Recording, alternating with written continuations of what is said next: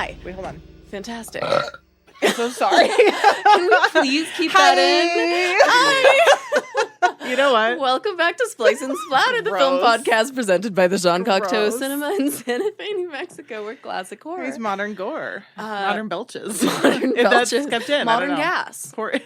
Ew. Where classic horror meets modern gas. Welcome back. We're just here. Did you miss us? It's Friday for us. It is. So that's why we're silly goofy. We're always silly goofy. True. Let's be real. This is nothing new. Yeah. Welcome we're here. back. We're here. We're How are queer. you guys? Get used to it. Yeah. This is Siena had by the time you're hearing this, we'll have had a birthday. yeah. Do you want to share the embarrassing story from? Oh my God. Yeah, actually I do. Because it might be the funniest. So Siena's birthday for us in the past is this weekend. Yeah. So at work yesterday, we like got some cupcakes. We got like the whole work Very shebang. cute. Some champagne, whatever. And so me and another coworker are walking in the room where like we've set Siena up with this fake meeting that we're having.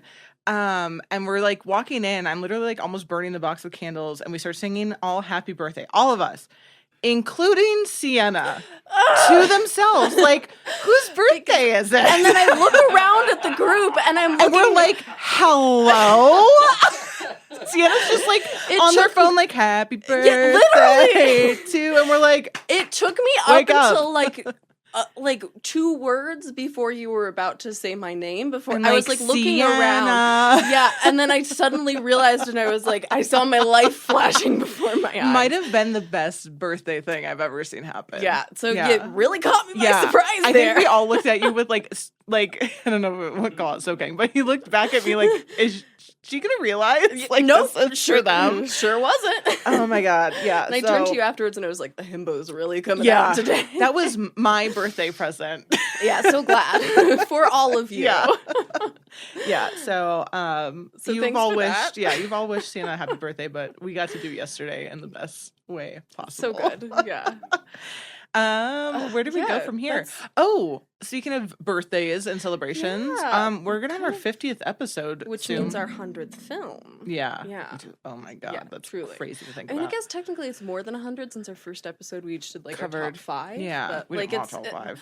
Math is hard. We're calling it Yeah. the 100th film. Yeah. As That's crazy. a stand-in. So yeah, if you guys have any suggestions on what you want to see us do, we were talking Yeah. about like Heather's the Crow, because you all have been asking if there's like a 50th anniversary, or if there's just something, I don't know, maybe that has slipped by us. Yeah. I don't know. I feel like y'all are gonna have Better suggestions. better ideas than we are currently about what the right Yeah. way to celebrate that is. It's gonna come at like the endish of August, I believe. So Wild. if that plays into your suggestions at all. Yeah. Yeah. Yeah, let us know soon. And then also exciting things is we're going to be at Morgan Crypt Festival here in Albuquerque again. And we got asked to do a live show, which makes me want to puke. It's finally all over. happening. A mini-sode, Mhm. kind of. So we have only so much time because Yeah. they have panels of Yeah. very famous, awesome people there, including fucking, what's his name? Spencer from Ice Nine Kills, from the band that I always talk about on here. Amazing. Might have to meet him. Can we get him? Morgan Crypt, hello. But yeah, if you guys want to come see us out there, tickets are on sale at Morgan cryptabq.com, crypt with a K. Mhm. And a Y. Crypt with a K. Oh yeah, and crypt a with a Y. Is crypt normally with a Y? No. Oh. Wait, Well- is it normally with Jesus. It is normally with a Y. It is. Wow. I'm doing great, you guys. Did we just Freaky Friday ourselves and we're in each Yeah. other's bodies? Because that's such a me thing to say. Yeah, I'm the spell checker usually. God, What is happening to me? On that note, should we just move the fuck on from all Please. of those things? The Christ. To be fair, we watched, we dipped our toe back into really brutal We really did. films. This was quite a pairing Yeah. after the sad horror of Yeah. my big sad really- gay birthday special. We really went murder. Yeah, in which the was bloodiest form. fun and also disgusting, and also I'm looking forward to your segment because like Ooh. I need you to help me appreciate this subgenre because like yes, I will. fantastic Because we're not there yet because I'm going second, but it is very much like I think Hills Have Eyes is like a preface to Oh, absolutely. Like torture porn, Yeah. basically. Yeah. Yeah, and so I hadn't watched my film. So I'd seen yours because I saw the remake first. Oh, which I haven't seen, and after reading about great. this, knowing now that it's like about a nuclear facility in New Mexico, Yeah. I'm like, how have I not seen this? It's great. It's like copy paste, but like, you know, newer and like whatever, but it's like pretty on par. And then I watched the original after that because I thought I hadn't, but I definitely had. Interesting. And then mine I hadn't seen since like 2009-ish. Okay. And so I was going back in, and sometimes when we hit these like 2005 films, I'm like, oh, that feels like 2005. Yeah. This one didn't. I gotta say, I'm putting this shit back in my rotation. I loved it. It felt very current. Like it could have come out whenever this year. Yeah. So I think I appreciated this film the Wolf Creek more than I thought I was going to. So I will help you. Thank you. Hopefully. Because like I'm coming in. I don't think it's a surprise that like I didn't have a great time with it, but I also was very much left with this sense of like dread. But I feel like there's something that I'm missing and I want to get, like much more so than it. This is not going to be an episode like It Follows where I just came in with like a solidified hatred. It's like help me open it up. I thought you were, because I mean I don't know if you've said it like on air as much as like we've had side, but like you don't. Siena doesn't like gore. Not like in the hard sense of like Hostel probably. I haven't seen Hostel, but I feel like it's not going to be up my alley. And Saw, you kind of haven't seen, but like I mean, Saw I've heard is very gay, so I'm interested in that aspect of it. Sure. Like gay gore, I'm done with.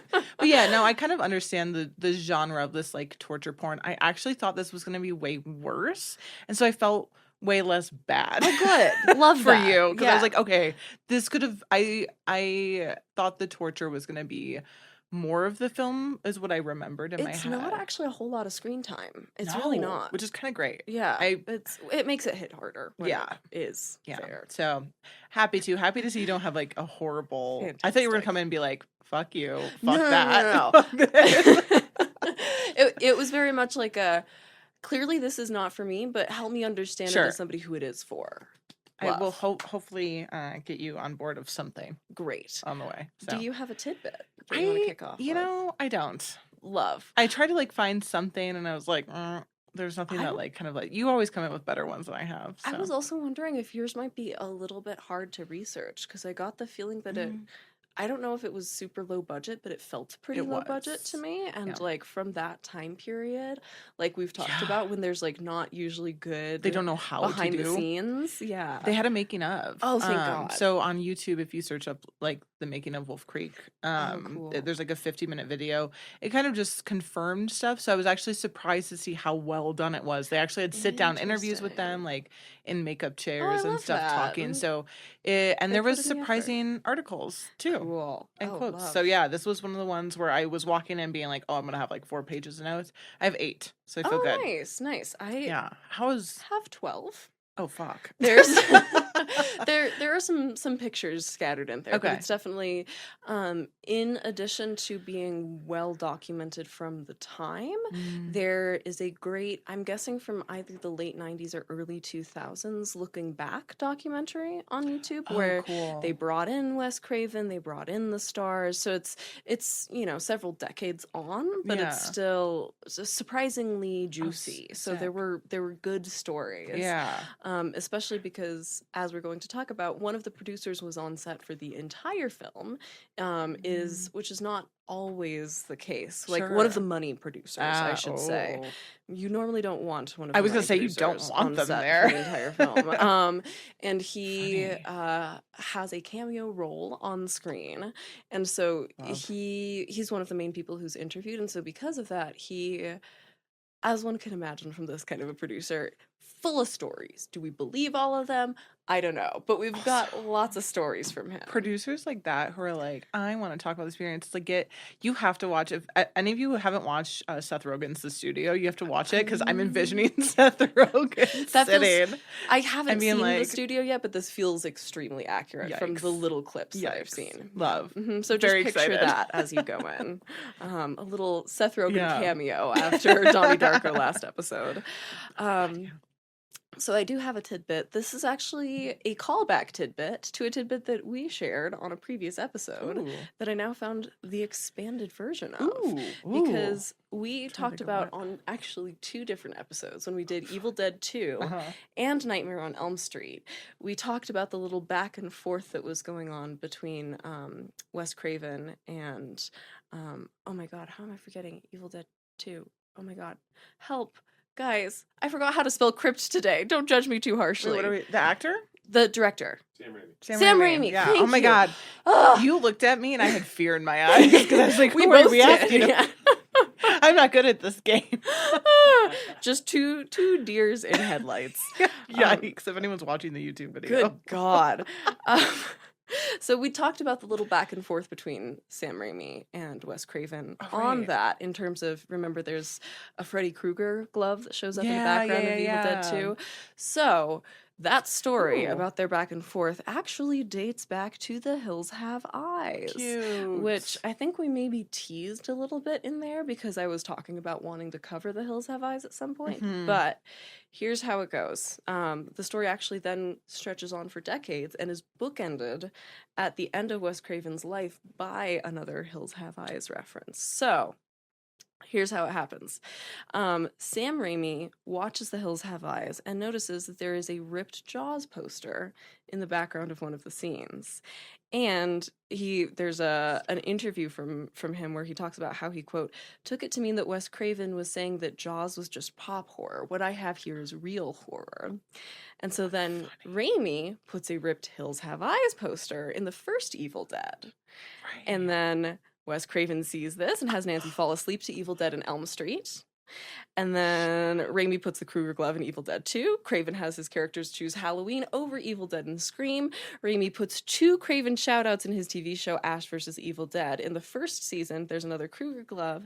And then Craven dies, and Raimi puts a poster of Hills Have Eyes outside a movie theater in the second season. Fucking God. They're in love. Isn't that adorable? Yes. That's so fucking cute. And holy shit. It, like the full story, we only just had a little piece of it. Yeah. It's amazing. And Stephen King actually believes that this is a first in movie history. In 1989, in his doc This Is Horror, he cites The Hills Have Eyes as being the first horror film to have a direct reference to another horror film visible on screen with that Jaws poster. Whoa. So not only did it there. spark this little director bromance across the decades, it's actually a first in horror history. Holy shit. That's so fucking cool. Because like, look at how many times we've talked about it in like other films now. Yeah.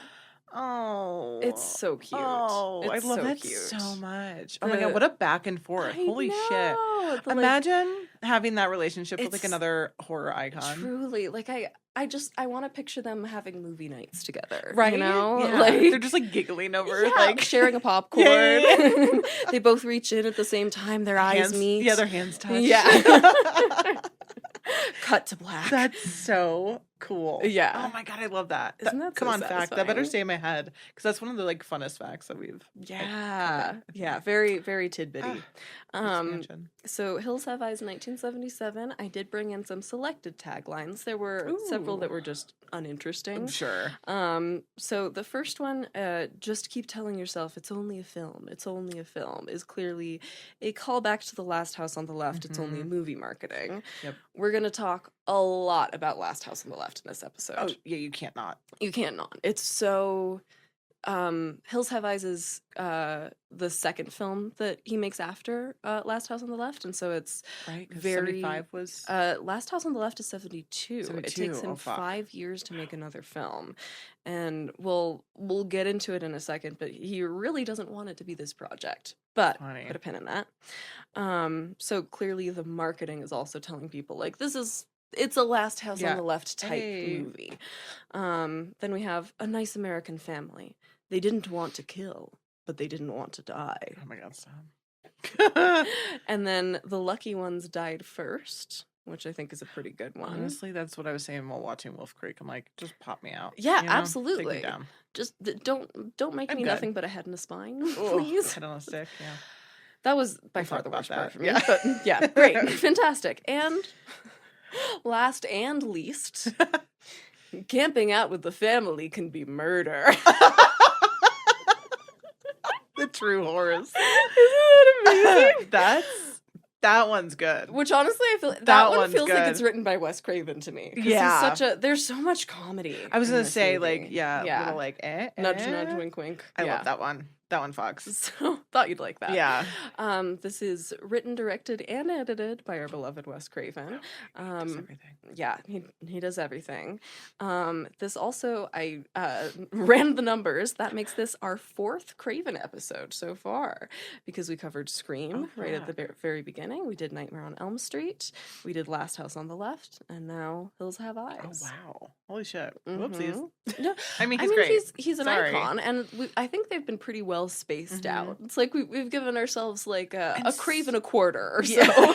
A Craven a quarter. That's a good rule of thumb to use, I think. Once a Craven a quarter. Cute. So, you know, I say this with the greatest admiration for Last House on the Left. It's very like Last House on the Left, full of, you know, brutality and low budget sleaze. Yeah. So if you like that film, you'll probably like this one. And it's also kind of the one that's the most in that same budget range out of his work, and it's the last one out of the ones that we've covered, at least, and I believe probably the last in his career that he edits himself. Okay. Which is something else to note, because I think pacing wise it feels very similar to Last House on the Left. For sure. It does. So, we have Susan Lanier as Brenda Carter. She was on a couple of episodes of Welcome Back, Kotter just before this, which is probably what people at the time recognized her from, if anything. And her agent advised her not to take this because horror is going to be bad for your career. But she was a Wes Craven fan from having seen Last House on the Left and was like, no, he's great. I have to do this. And watching her interviews, she is so much fun to listen to, because she's clearly, when she says she's a horror fan, like, anytime she's talking about like blood or guts, she's just like, I was so excited. It's really cute. I would also say, like, as an actor, to see Last House on the Left and go, I want to be in something like that, I don't think that pool of people's huge. It's small. It's real I'm gonna be honest. I think yeah. people can like that film, but as an actor, to be like, I want to do that, especially knowing how hard that production was on the people working on it. Yeah, so it's really, she committed. Yeah, and as we'll talk about, this was a brutal production. Brutal. We have Robert Houston as Bobby Carter. He is a fascinating figure because he's actually gone on to a career as an Academy Award-winning documentary filmmaker. Wow. He's worked on shorts about Rosa Parks and the Birmingham, Alabama Children's March. And he's actually done more directing than acting, with his first feature as director coming just 3 years after Hills was released. Oh, shit. So very kind of like, he came out of the gate with this, gives what I think is a really strong performance. He's the blonde one. Okay, thank you. I was just going to ask, which one was he? He's the blonde one. Brenda's the blonde girl. Okay, yeah. So those are the two we're starting out with. And this was his first screen appearance. So he does almost no acting and has never been in anything before this, which makes it just all the more impressive, I think. Wild. We have Russ Grieve as Big Bob Carter, who I hate from the moment he comes on screen. That's that dad, that asshole. Yeah. Or the one who gets burned. Oh God. Yeah. And you're just like so cheering gross. it on. Oh, truly. He's the real villain of this. Yeah, his first lines out the gate, you're like, ugh. Yeah, you're like, okay, I'm ready for you to die. Yep. He was George and Foxy Brown, which I love. We just mentioned that the other We did. episode. And I did not recognize him from that, but he also was one of those actors who, like, guested on basically every 60s and 70s TV show you can think of. He has that white guy look about him. He totally does. You know? He was in Gilligan's Island, Beverly Hillbillies, Mary Tyler Moore Show, Mission Impossible, Kojak, The Love Boat, Starsky and Hutch, Charlie's Angels, literally all of them. Literally all of them. Wow. Throw a rock at a TV show from that period and he was in it. Damn. But only as like guest stars. Sure. We have Virginia Vincent as Ethel Carter, the mom. She's another TV icon. She was in things like Perry Mason, The Alfred Hitchcock Hour, Gunsmoke, Peyton Place. But she's also known for playing Jenny Blake in the 1958 horror film The Return of Dracula, which I kind of want to see now. Yeah, me too. Especially because she gives a really strong performance in this film. Her reaction to her horrible husband being burned is very potent. Yeah. We have She's so Dee cool. Wallace as Lynn Wood. She is Cynthia Strode in Rob Zombie's Halloween. She's also Mary in E.T. the Extraterrestrial. She's Helen Brown in Critters. Karen in The Howling. Donna in Cujo. This woman, horror icon. Yeah. And we have the widely beloved and phenomenal Michael Berryman as Pluto. He's also Cleavon in The Devil's Rejects. He's the mutant biker in Weird Science, and he's Ellis in One Flew Over the Cuckoo's Nest. Oh. And for all of the filmmaking decisions that I think are done right in this movie, I don't think this film would have the lasting power it does if it weren't for Michael Berryman. Yeah, he's such a magnetism about him. He's incredible. And so much. Watching his interviews, like, I just want to listen to this man talk he's for a hours. Little sweet pea. He is. He just seems like the kindest man. Like, I feel like the people who make do the most fucked up roles are like the sweetest. 100%. We're gonna have one of my favorite stories from researching this is a Michael Berryman taking a really rough scene and making it cute and funny story. So we're gonna get to that. But and kind of as we'll talk about, he's one in sort of the great Boris Karloff tradition of horror kings physically going through it for a role. Because as we'll get to, he had a particularly unpleasant time on set. Oh, fuck. Not even for reasons that are like Wes Craven's fault, particularly, just the nature of the nature of shooting this movie in this time, in this place. Got it. Yeah. So background. As you might expect, the success of Last House on the Left was what led to Hills being made. Producer Peter Locke, this is the guy I was talking about who was on set every day. Got it. Good old friend Pete. Good old friend Pete. He saw Last House and wanted to make something similar with Wes, but Wes really doesn't want to go back to his roots. But put a pin in that. It was Peter Locke. Because this man, I just like, after watching his interviews, I just got fascinated. Yeah, he had written and he directed and produced, a 1971 film starring Robert Downey Sr., but much as the producers on Last House, he comes from a brief stint in the porn producing world, which I think gives a lot of the vibe that this guy's coming from, like low budget 70s porn producer. Yeah. The picture you have in your mind is correct. Yeah. Do you have a picture of this man? Oh God, I should have gotten one. I'm gonna look him up. Please do. It's gonna be exactly what you're imagining. Perfect. However, my jaw was on the floor, Al. This man goes on to produce such masterpieces as But I'm a Cheerleader and The Brave Little Toaster. Those are wildly different. I know! Last House on the Left, But I'm a Cheerleader, Brave Little Toaster, all from a 70s porn producer. We've said, I might have brought him up before because we said, arguably, Brave Little Toaster is the most horrifying horror film ever. We've ever watched, yeah. Oh my God. Yep. You're welcome, everybody. Oh my God. Peter motherfucking Locke. Yeah, it's Locke. Yep. Yeah, so basically you have The Hills Have Eyes to thank for your favorite gay movie. Oh my God. He's all over the place. He's all over the place. And he's the one who plays Mercury in this film, which is the one wearing the like really offensive headdress who only shows up like twice and then gets like pushed off a cliff by a dog. That's our producer. Yeah. Yay. Yeah. And he appears on screen under the pseudonym Arthur King. King Arthur? Yeah. Got it. Yeah. Cool. You can picture him. Yeah. Yeah. That's the vibe. What a character. Mm-hmm. So now we can take the pin out of Wes. Yeah. Why did he not want to do this? He didn't want to get stuck in horror, but specifically this same kind of horror, because he was actually really interested in working with Sean Cunningham of Last House on the Left and later Friday the 13th, which is a preview of our next pairing, on a children's horror film based on Hansel and Gretel. So like he was interested in this idea of moving into what sounds to me like almost a Guillermo del Toro style space of like almost like grim fairy tale energy, which sounds amazing. I was gonna say that'd be so sick, right? So it's not that he just wants to completely get away from horror. Right. It's this specific kind that he's turned off by. But the money was only coming in for this. And this is Peter Locke is the only one who wants to give him any money, and Peter Locke only wants to give him money for something like Last House on the Left. Yeah, because he's like, I want it to be my turn. Again, you have to watch the studio. My God. I'm just like, truly, this is the same character. Oh my God, I love this. I'm going to make my own piece. It's like, it's not yours, buddy. It's not yours. So, let's see. So, he finally gives in because he's, you know, on the verge of bankruptcy. Sure. And Peter Locke, his girlfriend at the time, is working part-time in Las Vegas. And so he's like, I want an excuse to visit my girlfriend, basically. Write something for the desert. So that's pretty much the prompts that you get. For Wes, actually, I kind of feel like bad. Yeah, it's the setup creative. for how we get this movie is kind of distressing. Yeah.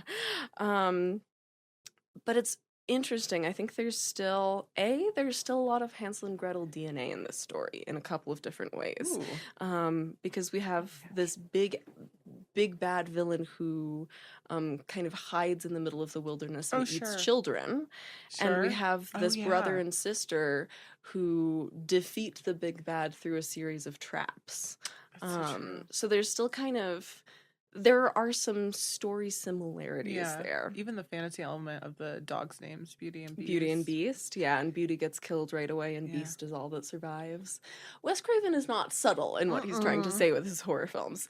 But he specifically after Last House says that he, quote, didn't want to feel uncomfortable again about making a statement about human depravity. And so he goes out and makes a statement about human depravity. Well, you know, back up against a wall at this point, to be fair. Yeah, it's true. But the main inspiration he then finds for The Hills Have Eyes, well, there's a couple of things. Obviously, there's so much Texas Chainsaw Massacre in this movie. The DNA there, this is not an accident. It is an open homage. It is intentional. As we're going to talk about, there are shared crew and shared set dressing from The Hills Have Eyes, from Texas Chainsaw. So these two films, the connections between them are very loving and intentional. It's not. A lot of people like to criticize it as a ripoff, which I think is unfair. Wildly so. Wildly so. Especially because I think they're using similar story structures to critique different parts of America. I think, but the main kind of seed idea besides Texas Chainsaw Massacre that he gets is Craven goes to the New York Public Library, starts going through what at that time was called the Murder and Mayhem Division of the library. Whoa. And comes across the story of Sawney Bean, the story of Sawney Bean. This story has since widely been brought into historical question, is not believed to be true, but at the time he was reading it, it was being sort of framed to him as something that really happened. And here's how Craven and Locke describe it. I wrote down kind of word for word their narration of the story because I thought that was more helpful in going into the actual history and debunking of the myth of Sawney Bean. Locke says they were like highwaymen, but worse. And Craven says they would eat the horses, they would eat the people and everything. They lived in a cliff facing the sea. It's this apocryphal Scottish family, Scottish clan. Sawney Bean is the head of the clan. And Locke says, so they would eat people and everything, and they lived in a cliff facing the sea. Locke says at high tide you couldn't find them because the water came in and there was no trace of where they lived. Right? And Craven says, finally they were found by a survivor who ran away, went on to tell the king. King sent an expedition.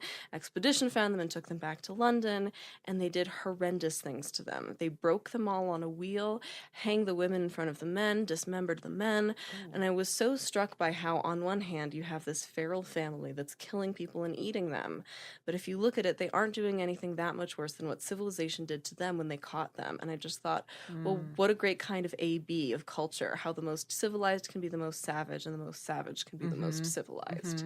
So that's the myth of Sawney Bean. The idea was that it was this clan of incestuous cannibals living in the hills and highlands of Scotland. Whoa, I didn't know that's where it came from. Which, you know, you can see the DNA that he takes from that, but it's definitely, as is always the case with Craven, it's the political implications that he's most interested in. He's such a political filmmaker. And in addition to Texas Chainsaw Massacre, one of the other things that he draws on really heavily for this in terms of cinematic influences is John Ford's adaptation of Grapes of Wrath. Funny. Which I would never have made that connection on my own. But as Zachary Ford points out in Bloody Disgusting, oh wait, no, this is a Texas Chainsaw Massacre quote. We'll get to Grapes of Wrath in a second, but I do want to get this Bloody Disgusting quote. As far as the Texas Chainsaw Massacre connections, they do both have these families that are, quote, stranded in the wide open nowhere and must protect themselves against a tightly knit family of cannibals. Sure. They both have the gas station of doom, which I think is also, even though in your film it's not a gas station of doom, it's a mine camp of doom, I think there's still very much gas station of doom energy in Wolf Creek as well. Well, also in Wolf Creek, like in the, notice this time watching, you can see his trucks hanging out at the gas station. So technically it does start kind of at a gas station of doom. It does, yeah. God, gas stations, man. Ugh, God. It really... They freak me out. I don't like going to them. Any of them. I think that is one of the effects that watching horror films has had most strongly on my real life. Is like a distinct fear of gas stations. I'm fucking doing the, what is it, the lifeguard? You know how they scan pools? I feel like that's me. In a gas station. At a gas station. Every I'm just time. Looking up and down the whole time. Back to the thing. I'm like, got my keys. Kind of crab walking around the store. Ready to just grab the gasoline 100%. And spray it on somebody. Yep. Love. So, yeah. Glad that we're on the same page here. Okay, here we go. Here's the connections to Grapes of Wrath. So, the original version of this script starts out very differently and is under a different title. Wes Craven hates the title The Hills Have Eyes. Really? Hates it. The original title of this movie was Blood Relations, The Sun Wars. Oh, and he hates The Hills Have Eyes? Wrong-o. Also keep in mind, 77, this came out the same year as Star Wars. Imagine if your movie, The Sun Wars, came out the same year as Star Wars. That's... Yeah, it would have been... Oh my God, I probably would have gotten, I don't know how well it did, but yikes. Yeah, truly. Also, I can see why he doesn't want The Hills Have Eyes, because Last House on the Left, it's very, It's the same kind of energy. Yeah. Yeah. The actual title was chosen from basically, they had more than 100 options submitted, mainly by Peter Locke, and by, he just polled everybody for ideas and then ran them by a committee, essentially, and Hills Have Eyes was the one that got the best reactions. Yeah. Craven thinks it's fucking stupid, but the original The Sun Wars. So funny. Have you seen The Sun Wars? Oh my God. It's set in the near future at the time it's being written in 1984 and starts with a family who's trying to flee New York for California because of pollution. But because everybody else is also fleeing environmental destruction, the state shuts down the borders and the family tries to sneak in through the desert. And that's how it sets off. Which, talk about the political underpinnings. I was going to say, I kind of love that. Right? That kind of... I would have loved to see that version. Yeah, me too. Truly. Because it still gets you out to the desert, but I think starting it on the East Coast is a really fascinating idea. Yeah.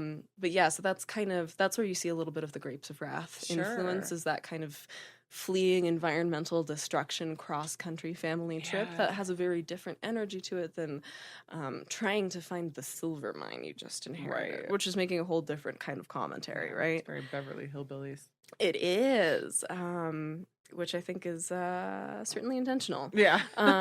So moving into themes, approach, and history, initially, this movie was actually going to end on a more upbeat note, which... I accidentally watched that version. Okay, now I don't know if I watched that version. I don't know. What did yours end with? It ended with, what's his name? The freeze frame? That's the correct version. That's the correct one. That's the correct version. That's the one that I'd seen before. Okay. I really like that ending. It's funny. It is something. It's either going to work for you or it's not. But after watching the upbeat ending, which... God, what's that look like? It's so bad, Al. What did they do? How does that end upbeat? Do they drive off into the sunset? Beast takes the car, finds the mine, starts a little dog clan. It goes on only about 2 minutes longer, but you see the family and the baby all come back together, and then you see them hold their hand out to Ruby, and Ruby takes their hand, and it's like they're adopting her, and the sun sets behind them. It is atrocious. Who gives a fuck? Ruby can kick rocks. It's truly. She's the most aggravating character. She's extremely annoying, isn't she? Which, like, she's supposed to be one of our points of sympathy. I get that. I know that. Yeah, I don't feel it just sympathy doesn't for her. work for me. Yeah, that's bad. Yikes. Yeah. So, recommend checking which version you're watching. Yeah. It should be an hour 29 minutes, not an hour 31. Got it. It really disappointed me. And it also, Bummer. I don't know if this was just that I watched some like weird shoddy version uploaded on a weird site, but it also, the ending was in a slightly different order, so you get the like explosion of the trailer after the hitting. Really? And it works much better in the other order. Yeah. With the explosion Yeah. and then ending on those hits, which is Yeah. part of why, after seeing what the ending was going to be, I'm much kinder on what the ending Sure. actually is. That's I think it's funny. much more potent to end where it is. Yeah. And in a very kind of Jane Schoenbrunnian moment, Wes Craven did not want to end it on a clearly upbeat note, and instead wanted to end it at a more ambiguous place, so that his quote was he wanted to have the families be mirror images of each other, which I think that to me is the most potent difference between this film and Texas Chainsaw, is the way in which the families really are such a one-to-one comparison. Craven also, in his tradition of wanting things to get darker and darker, wanted to have Papa Jupiter eat baby Katie. I think that should have happened. I agree, honestly, but the whole crew that fucking rebelled. That baby should have not. I'm sorry, in that circumstance, that baby Eat be the the first baby. to go. Eat the baby. Easiest thing to take out. Fucking little bonnet kept popping up. I God know. damn. Apparently it Real was baby. The whole time it looked like. Yeah. Oh, it was. It was, I think, 2 babies, but apparently Sure. they were like the sweetest to work with, and that was part of why the crew rebelled. They were all like, "We will walk if you make the character eat the Funny. baby." Specifically, John Berryman led the charge. He was like, "I will not." You would have will been like, leave." kill the baby. Yeah, literally. And you can see even in the interviews from whenever this this doc that I found was from, which I can link to. Yeah. You can tell that Wes Craven is still upset about it. He still wants that baby eaten, and it's so I'm with funny. you, Wes. I gotta say, Mhm. I am right there with you. Quick little note on names. Obviously, the Feral family characters are named after planets and Greek mythology. Craven in particular notes that Pluto is, quote, the least known of the planets and strangely shaped. That's mean. Also, Pluto is know. everyone's favorite fucking planet. So, Fun fact about me, when I was 4 years old, I had my mom dictate a letter to Neil deGrasse Tyson about how angry I was that Pluto had been demoted from as you planets. should. I think there was a huge outcry. I never believed. I was part of it. I did. I was out here for the Pluto slander because now it's Yeah. like still a planet. It's Ish. It's, what is it, a dwarf planet? Yeah, they redacted yeah. it. They went real extreme and real Yeah. hard on Pluto. Yeah.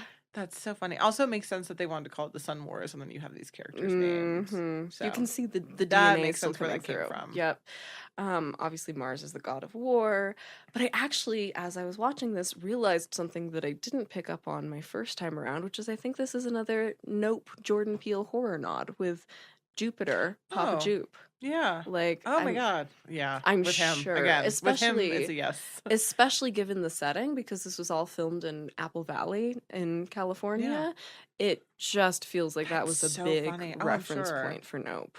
There's That's also, so funny. of course, a lot of Goya's Saturn devouring his son in there. Oh This my god, is- I love that fucking image. It's- so much. It's a horror reference Yeah, classic, but it's- like yeah. not everybody goes so far as to name characters after it, Right. which we love. Shot in the Mojave Desert, like I said, primarily in Apple Valley, on a budget that AFI estimates put at between 350 and 700K. Really? Craven himself estimates kind of just below the lowest end of that range Okay. at 275 to 325. Sure. So either way, we're talking around at least 3 times the budget of Last House, which was 75? 90. 90. So just literally like basically only paying for the film stock. Yeah. Actors on this, though, at that point are still earning minimum wage. All the crew's non-union. They're actually, almost all the crew come from Roger Corman projects, which makes a lot of sense. And as we'll talk about, actually proves difficult for Craven in several ways. But as Craven puts it, that budget felt huge to him at the time because he's going from a crew of 7 to a crew of like 15, and he's like, oh my god, the luxury. Been there. But there's still, you know, and this is unfortunately very typical for the film industry, but they were still working 12 to 14-hour days, 6 days a week. But the real killer was the weather, obviously. Oh no. Because shooting in the Mojave, the temperatures, even though they started in October, temperatures got up to the like 120s during the daytime and dropped to the 30s at night. So a 90-degree temperature drop every single day. So you're always either freezing or sweltering with no in-betweens. Put a pin in that. 20 degrees, pin put in. And there's a really fun story that Craven shares from when he was scouting with Peter Locke, where they see these rock formations in the distance. They'd been driving around, they didn't want to leave the car, and they see these and they're like, okay, we've got to get out of the car and look for this. They get out of the car, they go climbing around the rocks, they take some pictures, they come back, and the car won't start. And Craven and Locke just look at each other, and the quote from Craven is, oh my god, we're gonna die, we're just a bunch of stupid New Yorkers out here. Which, like, as a desert child, I felt validated by. Yeah, that's funny. We're just a bunch of stupid New Yorkers out here. Peter's like, actually, no, we're not. Yeah. We're artists. Oh my god, yeah, you've really got the picture of Peter Locke on Locke. So cast and crew, from Robert, who's our blonde boy, he said that, quote, the audition consisted of crying. Everybody had to cry. Cry, please, now. And the test was who cried the best, who got the most scared and burst into the best tears. Oh, Craven. The audition methods for this film are unusual, to say the least.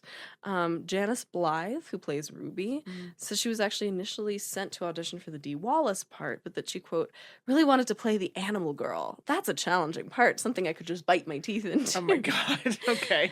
And for Ruby's auditions, because that part had to be played by somebody who was a very fast runner, Craven just held Ruby foot races in the parking lot. And when Janice was first sent to do this, they called for everybody to run, and she's just standing there looking at him like, what? And so everybody else is taking off, and he's like, go! And she takes off several seconds late and immediately beats everybody and gets the part. Shut up. Yeah. God, these just like accidental casting genius moments. Just meant to be. And Michael Berryman. I love this man so much. He walks into his audition and like basically like shakes Wes Craven's hand and is like, hello, I have 26 birth defects. That's how he puts it. And he's like, because of this, I really want to be in a horror movie. I feel like I'd be great in a horror movie. I really want to do this. I love old horror movies. I love creature features. I want to be part of this. Which like just I love him. I love this man. Was this his first movie too? Okay, I couldn't remember if it was this or something else. This is his first feature, and obviously he goes on to just like an incredible career.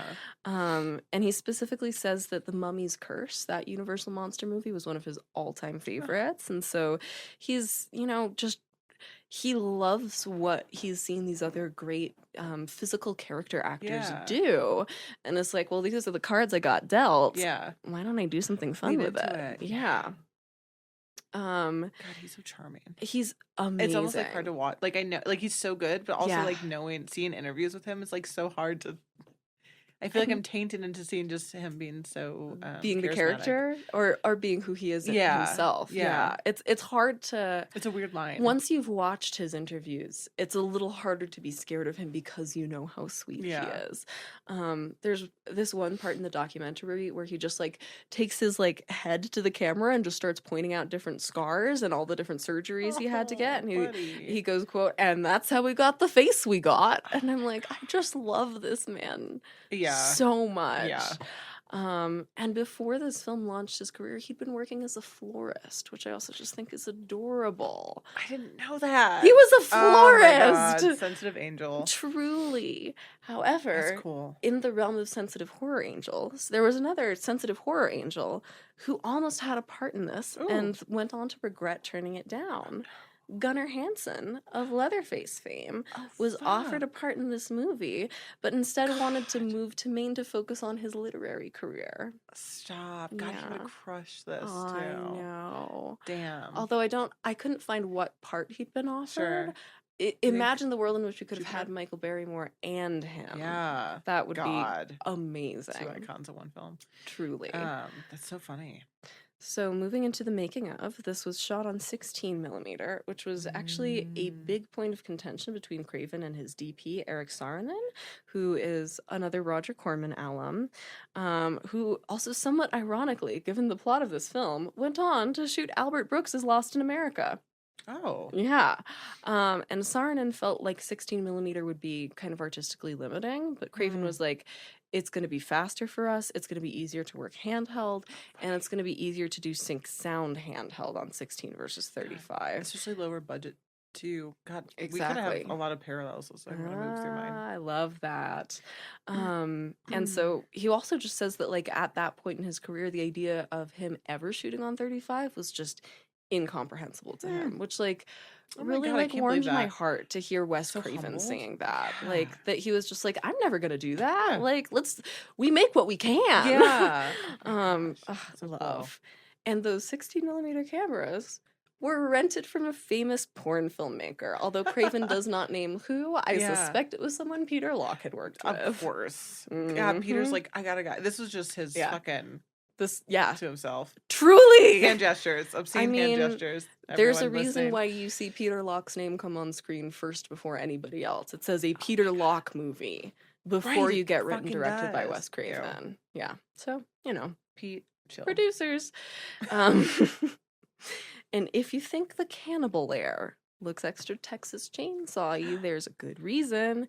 They got Robert Burns, the Texas Chainsaw Massacre production designer, for this film as PD. That's sick. It was actually his second film after Texas Chainsaw. He goes straight from that in 74 to this in 77.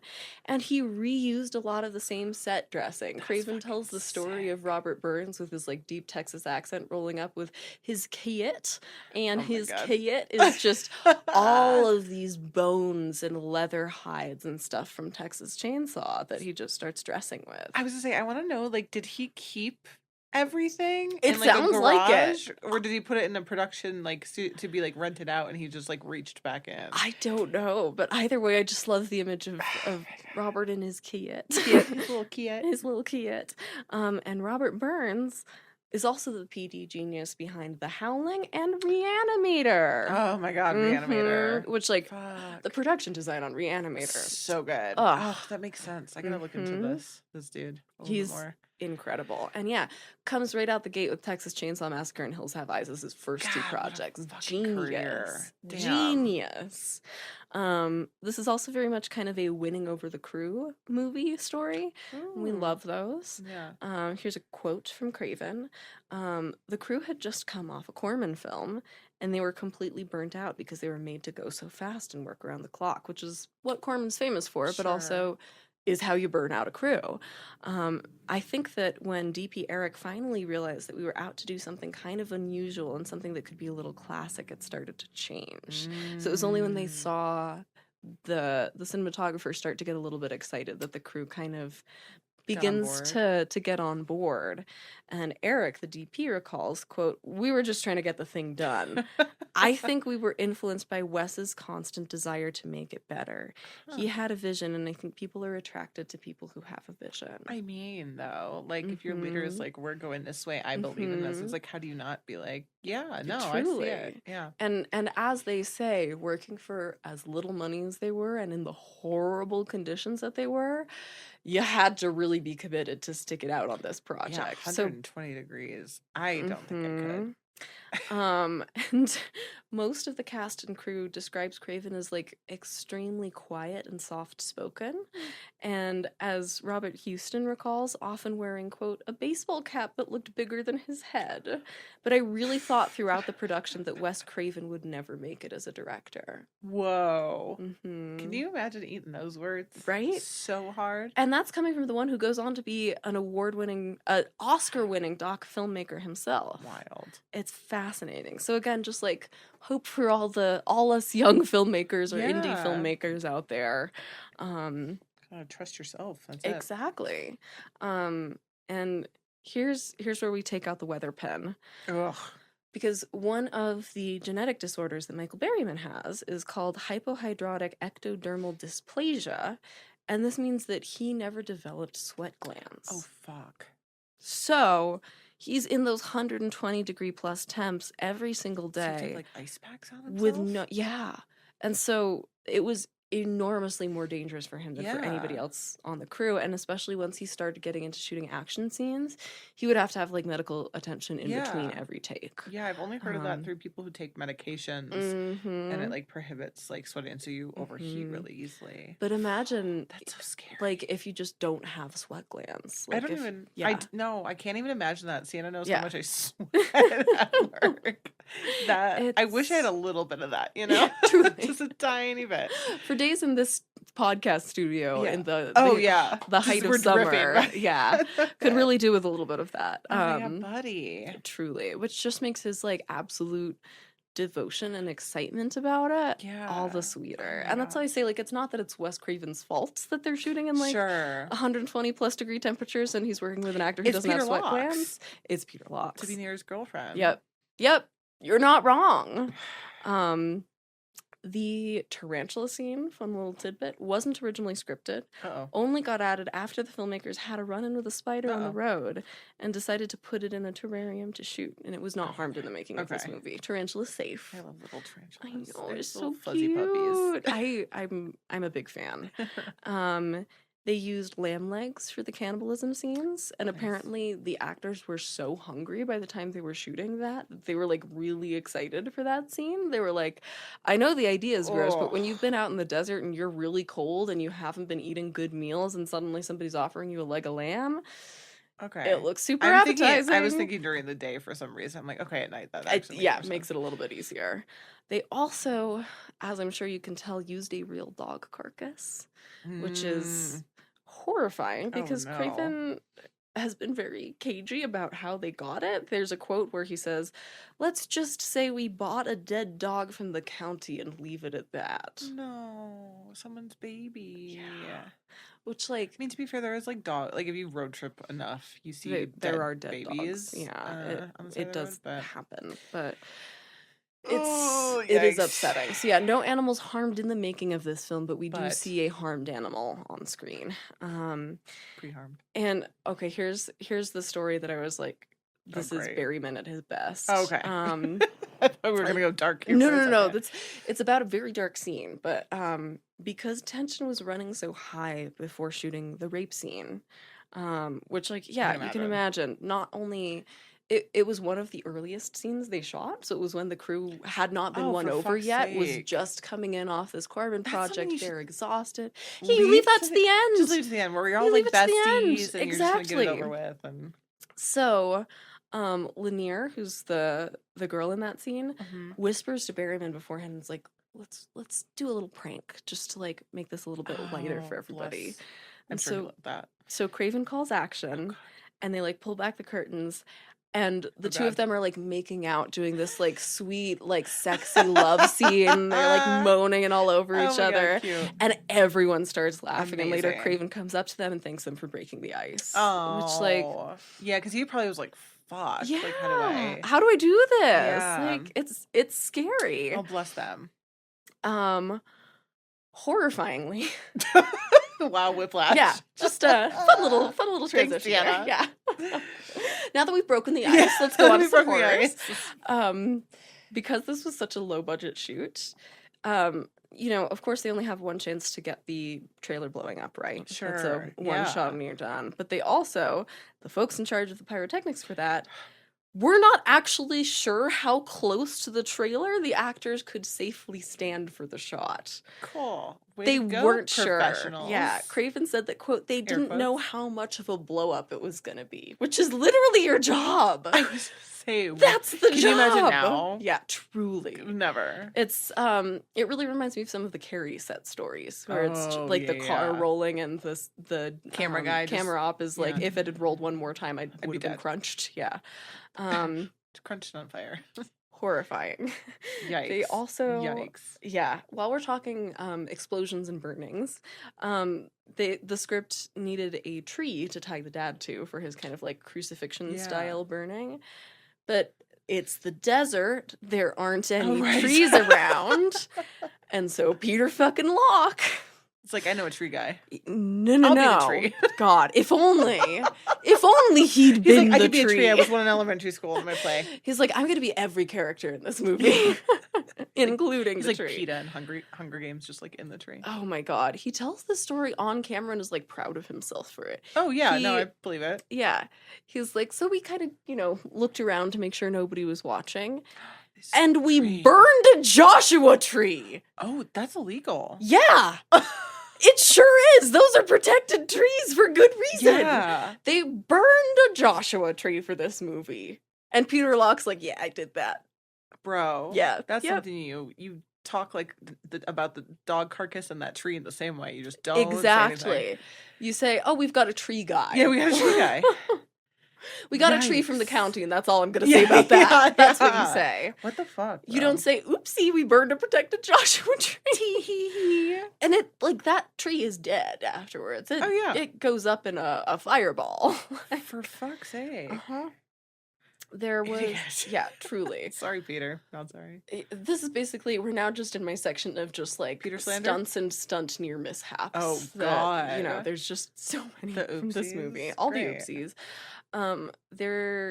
This was not really an oopsie, but just thinking about, again, how low budget this movie is and how much trust the actors had to put in the process for the scene where Berryman is getting attacked by the dog. Mm-hmm. They had like an extra thick leather chunk on the part where the dog's supposed to bite his neck, but that dog is actually biting him. They have a bite force. Yes. That's the thing. You can't train a dog to bite gently. Right. And like Berryman on camera is giving this interview talking about how like he's just this really well-trained canine actor who will like bite just the amount he's instructed to. And I'm like, that's not how I don't know dogs work. That. Yeah. But he says, and this part really freaked me out, that dog will not let go until its trainer says to let go. Otherwise, that dog is just going to keep on clinging to you, which makes sense. But like, the idea of being no sweat glands, rolling around in the Mojave with this dog, Joshua tree's on fire in the background. There's tarantulas everywhere. Oh my God. And this dog is just clinging to your neck. I don't know if I could sign up for that. That Truly. Arm, sure. Yeah, arm's one thing, neck? but neck, like, I would just get claustrophobic. Same. Like, same. Ugh. That would give me a lot of anxiety, especially the noises. Truly. So, speaking of animals and terrifying noises, let's talk about the rattlesnake. Because it's a real rattlesnake that they worked with, of course. Of course. The handler, I don't know if this is still... handler. You might actually know a little bit more about this than I do, because you're a snake owner. Yeah. At the time, at least, the way that snake handlers would handle rattlesnakes for films was they would freeze them before shoots. So that because they kind of get a little they get sleepy. sluggish, yeah. So they froze the snake beforehand, but it's the middle of the Mojave. So he thaws real quick. So by the time they get from his refrigerated snake container out into the hills where they're shooting, and they're shooting in these rocks in this like tiny little gulch. Resurrected. Yeah, he is. He has come back. And so basically the snake handler, they get him out here, open the container, and that snake just shoots out into the rocks, immediately escapes. And everybody else is on lunch. Michael Berryman like looks over and is like, why is everyone jumping up? What's going on over there? What's happening? And everybody kind of real quick starts realizing what's going on, and people are freaking out because you can't see a rattlesnake until it's too late most of the time. Yeah. Oh, yeah. They move so fast, and especially one that's just been frozen and then just woke up real quick. Pissed. He's really angry. You woke him up from his nap, his cold nap. And so the snake handler eventually manages to catch him, and they decide to move the scene out into like a more open space to shoot.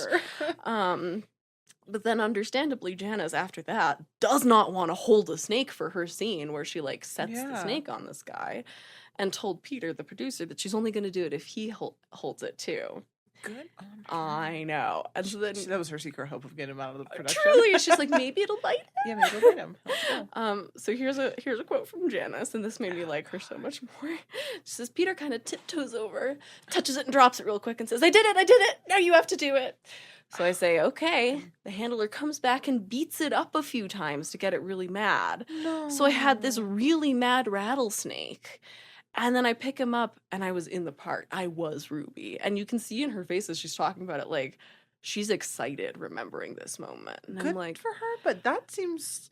That's that so dangerous. Happen. You don't beat up a snake. Yeah. Like, I would like to think that's not how it's done anymore. To be fair, you don't have to do much to piss off an already pissed off snake. Like, you literally just go boop, and they're like, pissed. And the snake's clearly been having a bad day. I know, but also, I can't imagine putting a rattlesnake in an actor's hand. I know, especially an actor who, like, has never worked with a snake before. The snake handler guy sounds like... not the greatest snake handler, the way they're telling these stories. Like, it's like the whole thing is just so much could have gone wrong so quickly, and especially they could have easily like faked the way they shot that to be fine. They really could, especially like we're not seeing in a close up what kind of snake she's holding at that time. They could have had a rattler in the wide and then given her a safer kind of snake to hold. Like that seems like a really easy solution, but no. They were like, this was the cheaper way. Yeah, truly. That's, I mean, again, it's in the spirit of Texas Chainsaw Massacre. What's the cheapest possible way to do this? And this I only discovered last night because I was like, wait a second. I was going back over my notes and I realized I didn't have anything about the music.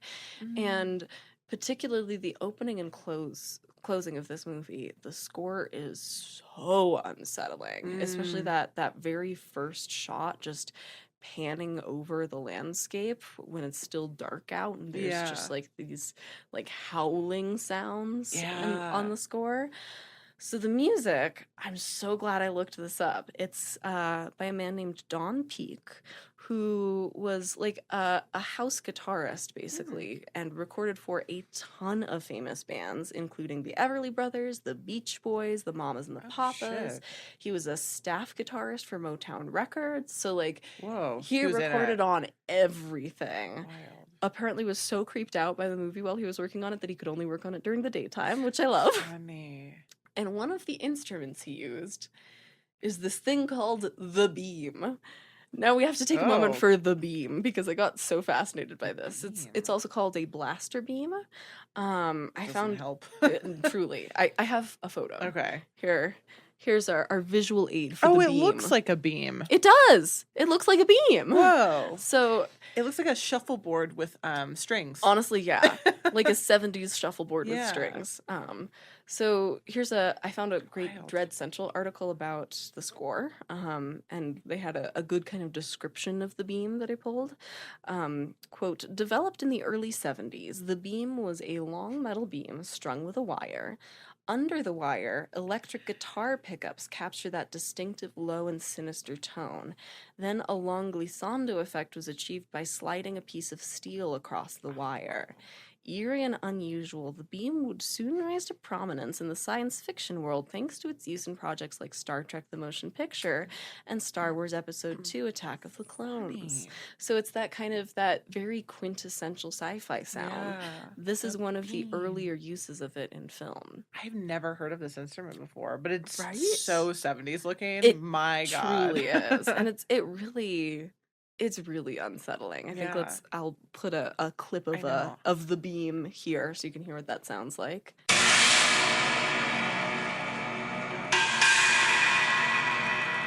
he also apparently used the actual bone jewelry from the film as a percussive element, like as rattles and stuff, which I love. That's It's so satisfying. So that's another Texas Chainsaw element. We have bones from Texas Chainsaw making the music on Hills Have Eyes.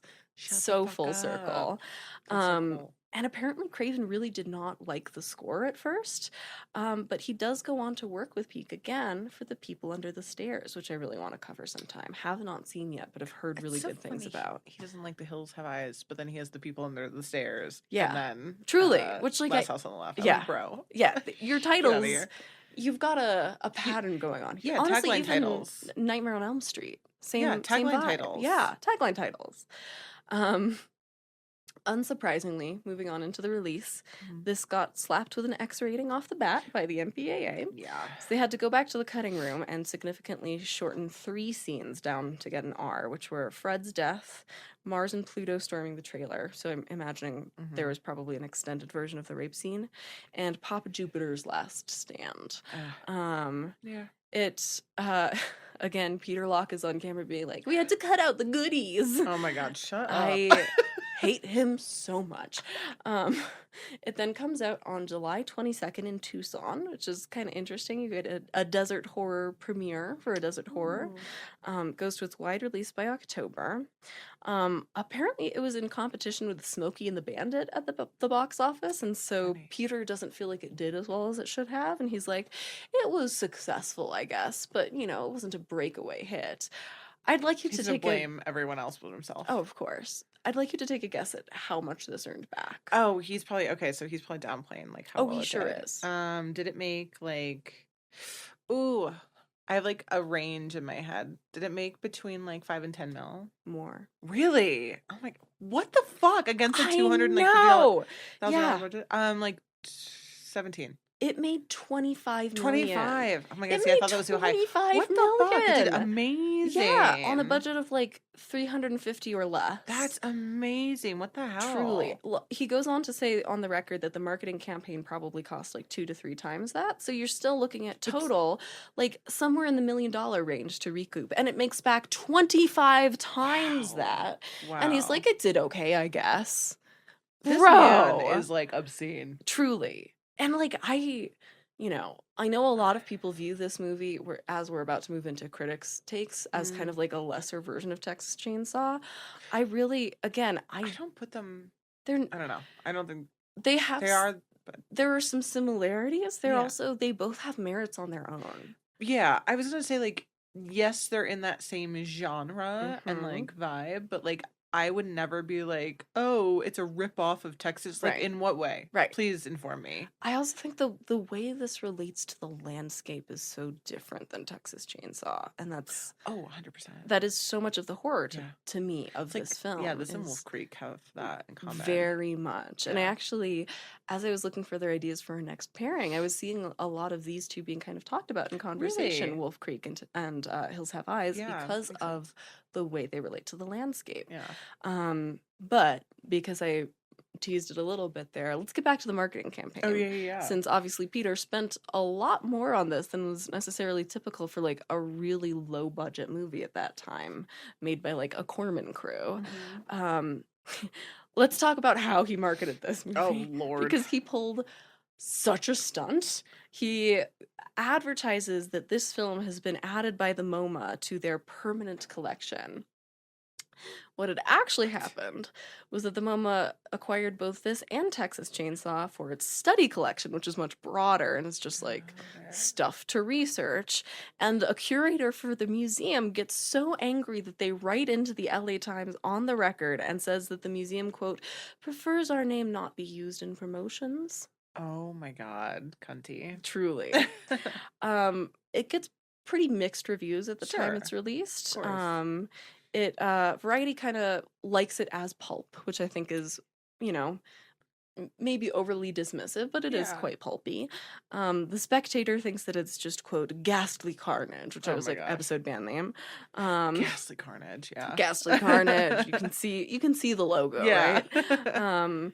It's got a 67% from critics on Rotten Tomatoes now, but just a 54% from audiences, which baffles me. Wow. I feel like it would absolutely be reversed. I did too, because I find this movie very scary. I find the horror extremely effective. Yeah.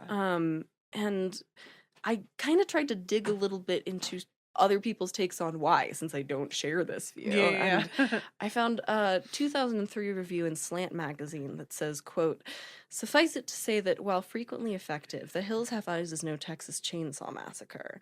Because Craven goes to such great lengths to humanize the cannibal family by mirroring their actions to those of the straight-laced clan, he ends up diluting the horror of being the terror of being confronted with the proverbial other," which is the exact opposite of how I feel about both movies. I think that the empathy towards the Sawyers is part of what makes Texas Chainsaw great. I think we feel a lot of empathy towards Leatherface. We talked about this. Oh, yeah, hugely so. And also, I think that the very intensive mirroring in The Hills Have Eyes is what it adds to that Texas Chainsaw blueprint that Texas doesn't really do, where it really feels like this is something that the actors talk about in this looking back doc, is that they've noticed as they've gone on like the horror cons circuit, because this is a very big film at horror cons, that most of the audiences who love this film root for Papa Jupiter's family, root for the hill people, which we root for the underdogs, we root for the oppressed. That's also very much what Craven has been going for in all of his films across his career. That's what he does. And so I think to not appreciate that is to really not look at this in the context of Craven's career.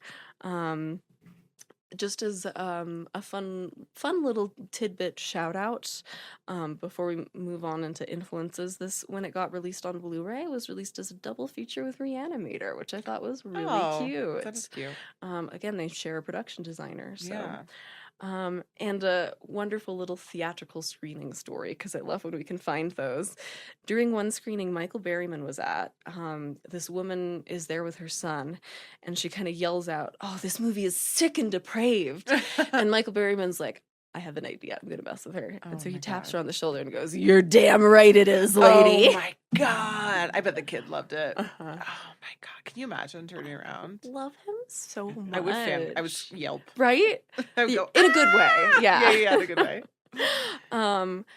As we know, this spawned a franchise, but unlike the typical horror franchise story, every single installment of the Hills Have Eyes extended family has had Craven's involvement in one way or another. Really? And this is probably part of why the 2006 one feels very kind of similar to you, is he was still part of it. So we have in 1985, he directs The Hills Have Eyes Part 2. Oh, he did. Direct and wrote that one.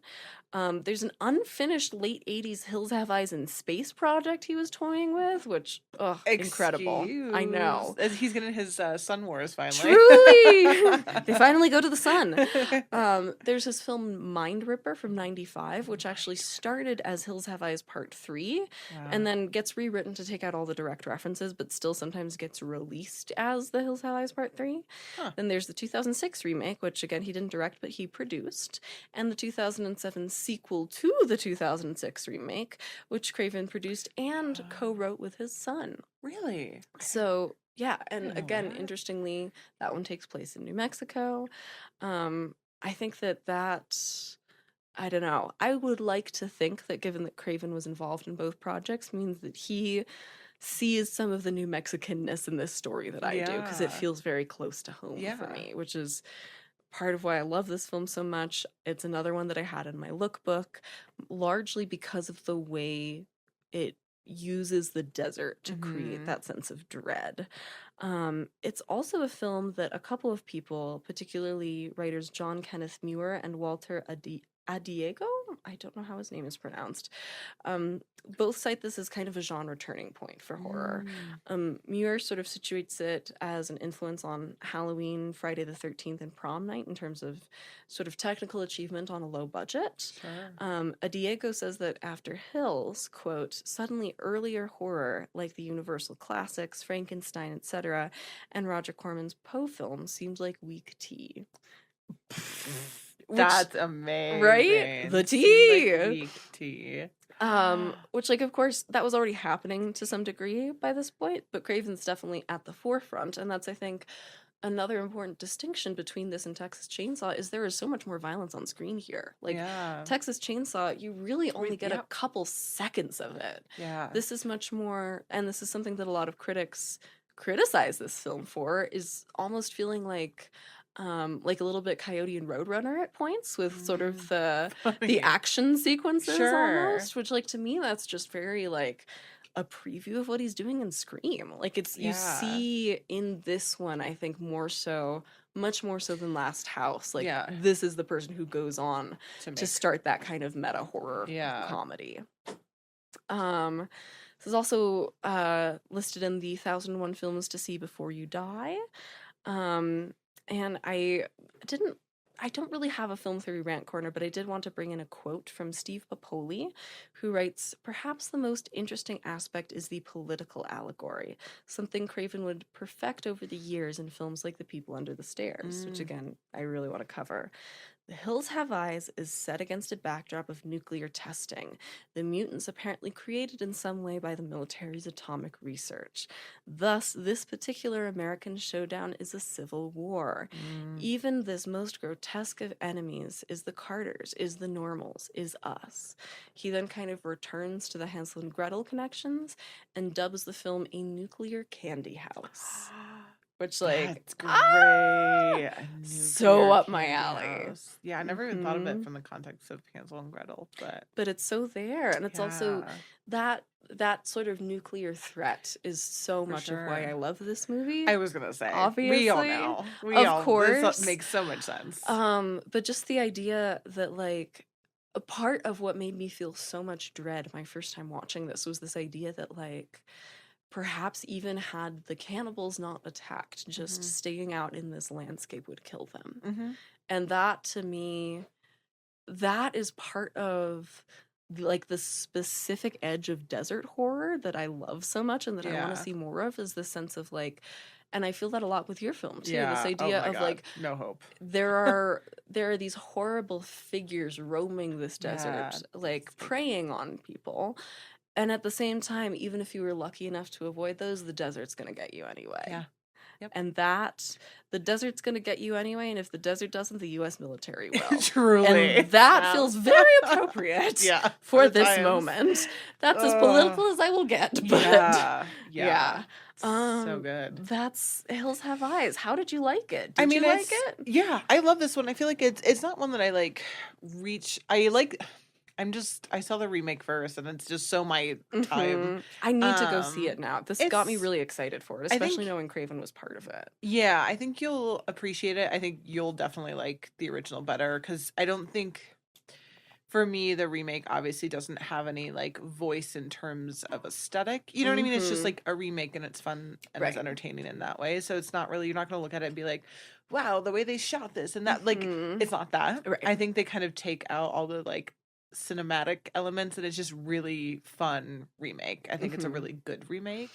It's obviously that, like, 2000s, like, I feel like for me that feels more brutal, you know, just I'm sure because, but yeah, I feel like get away with more by then. Probably. But yeah, I don't know, I feel like this is one that, like, everyone should see at some point. It's on there, and it's cool now watching it again after watching Last House, because I had not seen that prior, so it was fun coming off of, or, like, having had watched that finally and then coming back to this. It's just like, oh, okay, like, I see all the Craven chronology, the Cravenology, and I haven't seen the People Under the Stairs, so it's one that I've read articles about but haven't seen yet, and I know definitely have to do that. And I've heard it's one of his most, like, overtly political ones, which, like, obviously I'm really excited for that. So you'll have to find a pairing for that. Really need to do that. That'll be our Craven of the quarter for another quarter. I think just 2 watch notes that I wanted to throw out. One is that I think it's so important, again, going back to the differences between this and Texas Chainsaw, that in this, unlike in Texas Chainsaw, we start with the locals rather than the tourists. And that is something about the dynamic of this film that I think really shifts it. Where our allegiance is. We start with Ruby. Yeah. We start with Ruby in the gas station. Yeah. And again, like, isn't the first thing we see the family the fucking dad? Yeah. Who's a cunt immediately. Yeah, who's the worst immediately. Yeah, they literally set him off. Yeah, he is framed in the most disgusting way you possibly could. Like, using racial slurs from his first line. Like, just gross. Yeah. And it also, my, like, last note that I wrote to myself was, if Texas Chainsaw is haunted by the American meat industry, then this is haunted by the nuclear industrial complex. Yeah, absolutely. Yeah. Yeah. Which also, especially, this is just a interesting little Michael Berryman tie-in. His father was a surgeon who was deployed to Hiroshima. Whoa. And so his family has this like connection to this nuclear legacy, and then he's playing this character who part of the implication is that they've been harmed by atomic testing. Oh, man, he was meant to be in that role. That's so interesting. I had no idea. So full circle. Yeah, truly. Yeah. Oh, cool. Anywho, so good. Very up my alley. Yeah. We love horror films about the nuclear industrial complex. Yeah, no, this one's so good. Yeah. Everyone just kind of kills it. So. Horrifying summer landscape horror. Truly. Should we take a break? And come back to the desert? Yeah. And we'll be right back.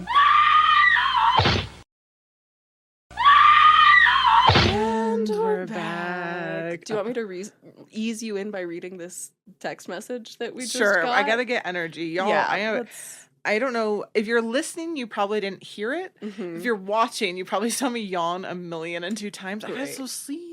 So, yes, let's start off with a Devin text. A Devin text. So this is Hi, Devin. Hi, Devin. I got his permission to share this. This is a friend of ours who we actually met through the podcast. Who just texted me in the middle of our break and said, okay, so yesterday I was listening to the TV Glow episode, and I was also looking at stills you'd posted on the Radon's website. And then last night I had an insane dream. This is truly insane dream. Maybe the most flattering thing anybody has ever texted me, and I am tagging Jane Schoenbrunn in this. Notice me, Jane. Just I had an insane campaign. Everything I do is just a Notice Me, Jane Schoenbrunn campaign. I had a dream last night, insane dream, in which I was trapped in a movie within a movie. I was in a 1980s summer camp slasher, like Jane's next movie, that was playing on a cathode ray tube TV that was being watched by the characters of Radon's Daughters in the dilapidated church in Radon's Daughters, and there were fucking commercial breaks in my dream. So wild. We've broken Devin, everybody. I know, yeah, we really have. Like, is it even real? Are we in the Pinko Pig? Truly. Okay, so what I would like to see next is we just start getting like waves of listeners writing in that they're also now having dreams with commercial breaks, and it's just like an epidemic that spreads from the podcast. We should do fake little commercial breaks in the podcast. Jane Schoenbrunn, call us. Jane, do you want to do them? I hope that the two of us, the next time we record, come back with commercial break dreams, because Jesus Christ, it's gonna that'd happen. Be wild. We have it's the same night. Oh my god, we appear in each other's commercial break dreams. Yeah. Oh, make it happen. Good. Okay, so that's a little lead in. Amazing. That's the tidbit for Thank Al's you, segment. Devin. I always enjoy your insane brain. Truly, I'm so flattered. Truly one of us. I do have a tidbit. God damn it, Al. You guys. Listen, we're so many episodes in. You know this by now. Yeah, it has nothing to do. It has nothing to do with anything. I didn't know where to put it. That's often what my Wolf Creek 2005. We know me. This film is considered an Ozploitation, so an Australian exploitation film. Oh fuck! I had like a reference of what another one was, but I never had heard that term before. That's so cool. And it makes so much sense. And I love Australian horror. Yeah. It's whatever y'all are doing down there, it's so scary. Have you ever been? No, Me I would either. love to. Oh, I've got a couple friends in Australia. I love you all. We have Australian listeners, so do, shout out to you all. Your country scares the shit out of me. Oh my god. The wildlife alone. Yeah. So many different ways to die. Yeah, I can't. I'm good. Yeah, truly. I appreciate it from afar. Truly. Very much so. So, Ozploitation, never heard of that. I thought it was really cool. So, that's my only tidbit, so it's fine. We're going to jump into the taglines. I bet this has some great ones. They're fine. I know. So, the first one is the one we see. We'll put a pin in it. I kind of talk about it in two different spots, but based on true events is obviously a tagline. Yeah. So pin in that, we'll get back to that. We have the tagline, 30,000 are reported missing in Australia every year. Some are never seen again. I did look up the statistic currently, and there are 38,000 people that go missing every single year in Australia. Good. So it just keeps going up. Yes, that keeps sounds going up. About right. Sorry, this was a long tagline. Some are never seen again. 90%. I don't know if this is separate or the same. We're going to treat it as own. The 90% of them are found a month. Some are never seen again, I think is how it appears on screen. Yeah. How can you be found when no one knows you're missing? Which that's so sad. I don't like that. I don't like that either. I don't love that. And this one's horrible, and I don't think it's anywhere, and I hope it's not anywhere. Last and least, yeah. The thrill is in the hunt. Ugh. Bad. So not great. I think the based on true events is like fine. That's the best way to sell it, I think. Yeah. Especially with this kind of like documentary style, based on real events, based on true events kind of film. So those are little bits of found footage kind of interspersed. Yeah. We have a writer director. I feel like I've covered a lot of writer directors and a lot of first time writer directors. Is it another first timer? It is another first timer for us. I don't know why I keep choosing them, but they all kind of lead on these amazing careers after, or have like really big impact first writer director. So he wrote and directed this, obviously, Wolf Creek 2, and then he did 3 episodes of the TV series Wolf Creek, which I had never heard of. I didn't know that there was a TV series. Me either. 2016, I believe, and it's an anthology series following Mick around with all the kills. So in the very same way that I think Creep has Creep tapes, that is it's that this. kind of idea. And a fun little fact about our director Greg, he was an artist before this. He did paintings of landscapes, which I think we can obviously see directly referenced into this. But he kind of like the switch between, so I kind of did like, again, IMDb, there were a lot of interviews, and then there was a 50-minute making of.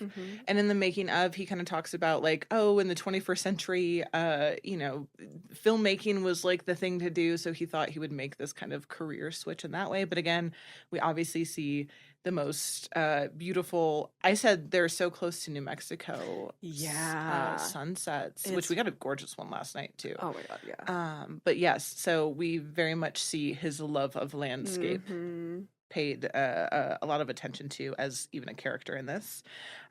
So he kind of talked about too, when developing this film, he did storyboards first, and then he kind of wrote his the scenes back from that, and the screenplay from that. So he was very like visual of like, this is how I want things to play out, and then kind of wrote I'm assuming like the dialogue and stuff from those. So I thought it was kind of like a fun backwards way to work. I love that.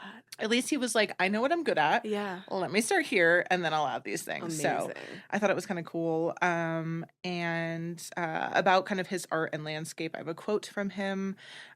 He says, you can look at a landscape, and in just the way the music is put over it, again, kind of talking about the film, over it, and the way it's photographed, you can create an atmosphere and emotion through that. There's a very rich context in which the characters can start playing in. There's this level in which the landscape is part of the theme and the movie.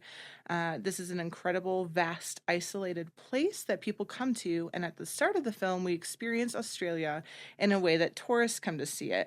It's bright, light, and beautifully colored. So that's where we get kind of those really amazing shots. I think even like as what's her name, Liz, the character, with the ocean when she wakes up after partying all night. We kind of get these moments that you can kind of appreciate. The way the beginning was shot was reminding me a lot of Y tu mamá también, actually. Oh my God, I gotta revisit that one. It's one of my favorite films. I think I watched it once and it was so heartbreaking. It stuck with me. I saw it in film school and I saw it once and it broke. That'll do it. If you ever want to borrow my DVD, you're welcome to. I do want to watch it again because I know we played it at the theater. It's so good. At my demand. But it's amazing, as it should be. It's so good. Also, if anyone caught Diego Luna on was it Tonight Show? Jimmy Kimmel doing his. I love that man. Incredible. We have. It's funny because I didn't add the cinematographer until I watched the behind the scenes. We have Will Gibson. He passed in 2007. Which is kind of a bummer. Just 2 years after the film? Yeah. Oh my God. Which he seems, I don't know what happened. I didn't look it up because I don't want to be that depressing as we talk about this film. But I was like really surprised to see that. Him and Greg had worked on a bunch of commercials together over the course of like 5 and 6 years. And then Will Gibson also worked in a lot of like documentaries and documentary style stuff. So I think for this, it made a lot of sense. Fits, yeah. We have composer, we're going to see if I can say Francois Titau is how you say it. That's how I looked it up. That's how I'm going to say it. But Great. Francois, I love this film because I forgot, again, it's been a while. I forgot how just immediately it sets this tone of like, oh, this is going to be a bummer. Yeah. There's no hopeful music. The music lets you know, for sure. And the music, if it kind of gives you, you know, the vibe of death, it's because they compose it in a way to sound like a like funeral music. It does have a very dirge-like atmosphere. Dirge. Yeah. So yeah, from the very get-go, even if you have these like, you know, what would normally in a film be like this hopeful scene of like, oh, we're going to come out the other end and they're like going to discover something about themselves. It's just like, no, this is depressing. And this is probably the last good moment this person is going to have. Yeah. But yeah, the funeral march is kind of where they took that from. Interesting. So some casting, we're jumping right into it. My notes aren't like super beefy for this one, to be fair. Casting of the film. So when it came to finding this cast, and I think getting these performances, director Greg said they spent so much time trying to find people that weren't only great actors, but would be able to perform and behave in a way that was super authentic. I think this is one that, like, even though it's not like a found footage thing, it's, you know, it's saying based on true events. It's definitely in that tradition. Yeah. And it does have the little bits of camcorder. It does. See. Which, those shouldn't have been. Yeah, I agree. I'm glad you feel the same. I was like, I'm willing to be convinced, but... Here's my thing. Yeah. You're like, you just saw what your friend walked away from. You don't know where your other friend is. Yeah. Aren't you back to find out where he is? And you're just going to sit and be like, let me look see at what's all on of this these camera. things. Yeah. Let me watch back some footage of him.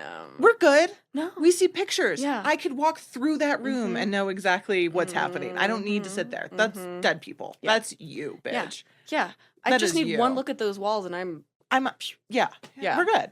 Also, did we not have other context clues? Truly. We don't need Read to know the that this happened to room. other people. Yeah, so that's like my biggest gripe with this film is that fucking scene. That's funny. But yeah, that makes me feel validated. I have like certain issues where I'm like, that's not realistic if you're trying to get us to buy into this authentic based on true events. Ain't no bitch fucking stopping and watching fucking what's happening. Yeah, which is like a very horror movie trope. It is, but man, she was there for a long time. It's excessive. So with the authenticity and believability, Greg says, quote, ultimately it was about the acting. Really, I first said at the casting, it doesn't matter if they've done 10 movies or none. They just have to perform in a way that's completely unself-conscious and be able to be confident enough on screen to not telegraph their performance, which I love that, to be believable and to be able to improvise, which is a big part of this. He also quotes Stephen King saying, quote, if there's no believability, there is no fear. Yeah. Which is such a good quote. So true. That was very much kept in mind with all of these actors. And honestly, and we'll get into stories too, so put a pin in that as we move through and get to Liz. So first we have Nathan Phillips as Ben, the guy that we see in the beginning and at the end. Yep. Bless him. Which I thought he died. I kept expecting it to be like a barbarian type of scenario where we like see him get bloodily killed off right at the beginning. Yeah. Like, because spoiler alert. If you haven't seen this movie, don't listen to the rest of this conversation. Yeah, he should have died. Yes, absolutely. He should have been dead. He should not be our final girl. No. Like, no. I do love the twist that they play on it, which is kind of like, I think the part of this dread of this film is you really think that they're going to make it out. Yeah. And they don't. But that's why I always thought he got killed. Right. I think. And I also was expecting us to go back to what's her name? The head on a stick. Again, Liz. To Liz. Yeah. I was expecting us to go back to Liz one more time. We lost our baby girl. Well, yeah. She done. Yeah, I mean, like, she's a head on a stick. Yeah, she's a head on a stick, but... Yeah. So, I forgot what I recognized him from. So he's in a few things. All these are, like, very Australian actors, so I'm not familiar. A bunch of them, even the crew has worked with Greg on other projects that he did after this. But Nathan worked on Snakes on a Plane, the Chernobyl Diaries, and then he was, for anyone who knows, I'm a horse girl. He was Red in the Saddle Club TV series. My God. And he was like the hot one. As like a 10-year-old, I was like, oh my God. Is that what you were recognizing him from? Yes. Incredible. Absolutely. Love that So for I had you. to shout that out. And kind of a fun little tidbit, the tattoos that he has were actually designed by him and thought out by him. So he brought those to Greg. Apparently when he first brought them to Greg was like, those are a little much. We're going to make those a little smaller. So funny. And scale them down. But those were kind of all thought by him in his kind of character development, which I love. I do think his character is this interesting kind of bridge between the tourists and the locals. Like the place that he occupies there is one of the more interesting aspects of the movie to me. Yeah, he kind of offers also, like, I think usually in these films too, like the guy would kind of be the one leading or he would, I just feel like he's fascinatingly passive. Yeah. I kind of like the cut of her just like, and he's there. Yeah. And there's Ben, I guess. Ben. All right, Ben. Oh yeah, I forgot about him. On his little cross. Which, okay, I have to say, this is the reason why crucifixion nails don't go in that way, because he could just pull your hand off. Oh, I was like, 1, 2, 3, go. Yeah, what's he doing? 1, 2, 3, go. Why are the nails in backwards? I also think all of Mick's setups are so bad. He like wants them to run because he likes the hunt. That makes sense. You know what that I mean? helps me justify it a little bit more. Because I was just hunter. like, are you kidding me? There's a lot of like, I mean, we're not going to get too into like that side of it, but like the whole monologue he has by the campfire talking about like hunting and being and kind of taking one by one, like he doesn't want to just keep them there. Like he wants because he wants them free range. Yeah, because I feel like even when he had on a sticks Liz, like he could just I think he's her. bummed. Yeah, I think he's bummed. He wants to be able to keep playing. Yeah. That's why he's like, I kept this one alive for months. Yeah, okay, so that does make me like it a little more. That helps. Thank you. No, he's like, go for it. Yeah, because you have nowhere to go. Right. Like I'll find you. Yeah. Ugh, I hate that. This whole movie makes me sick to my stomach. Truly, it reminds me so much of the Toy Box Killer in New Mexico. That serial killer feels very. We'll put a pin, not in Toy Box Killer, but serial killers. Is it what is it? The Snowtown Killers? Okay, for a while I went through like an Australian true crime horror. You're gonna recognize probably one of the references. Before we get there though, we have Cassandra McGrath as Liz. So she's what's set up to be our final girl. Yeah. She's wonderful and doesn't end up being that. So our penultimate girl. The one we wanted to be the final girl. She's kind of is she the first to die out of the three of them? No, you're right. No, the poor girl in shock the whole time is the girl that died, Christy. Poor Christy. So yeah, bless her. Christy. She was never gonna make it. That girl was really waiting for her moment. So to casting Liz, director Greg said he spent a lot of time looking at 1978's Halloween and Jamie Lee Curtis. He of course is a huge horror nerd.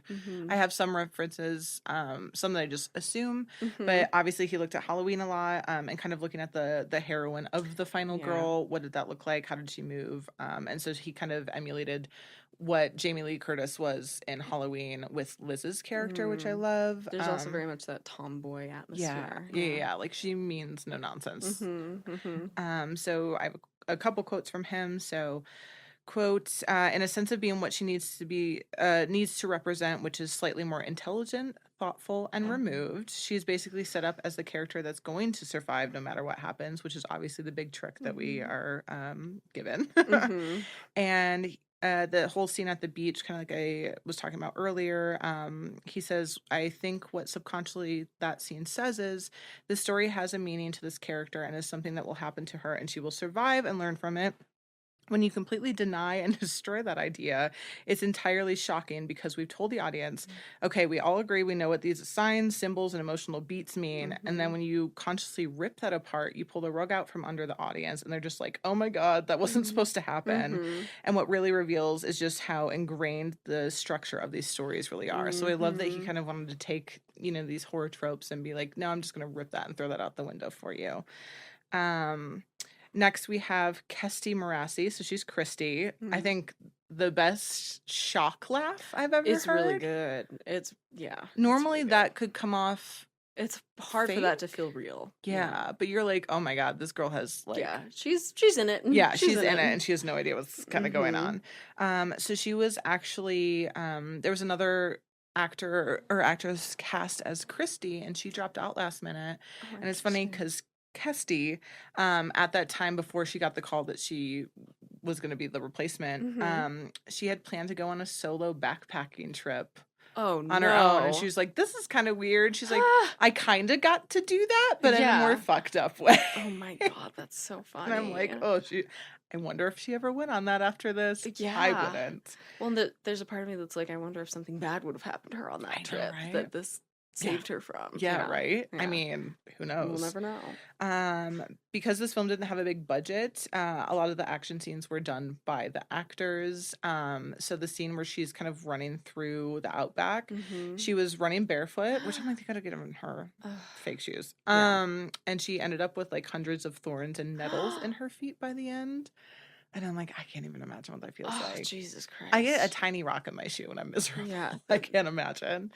And kind of to add to director Greg's like whole audition process and finding these people that would be believable, during the shooting of her torture scene in the shed with Mick, it was said that the crew was so unsettled by her screaming and crying in that scene that the executive producer Matt Hearn at the on set said that the female members of the crew started to get like tears in their eyes a little bit because they were just like horrified by how great her performance was. God.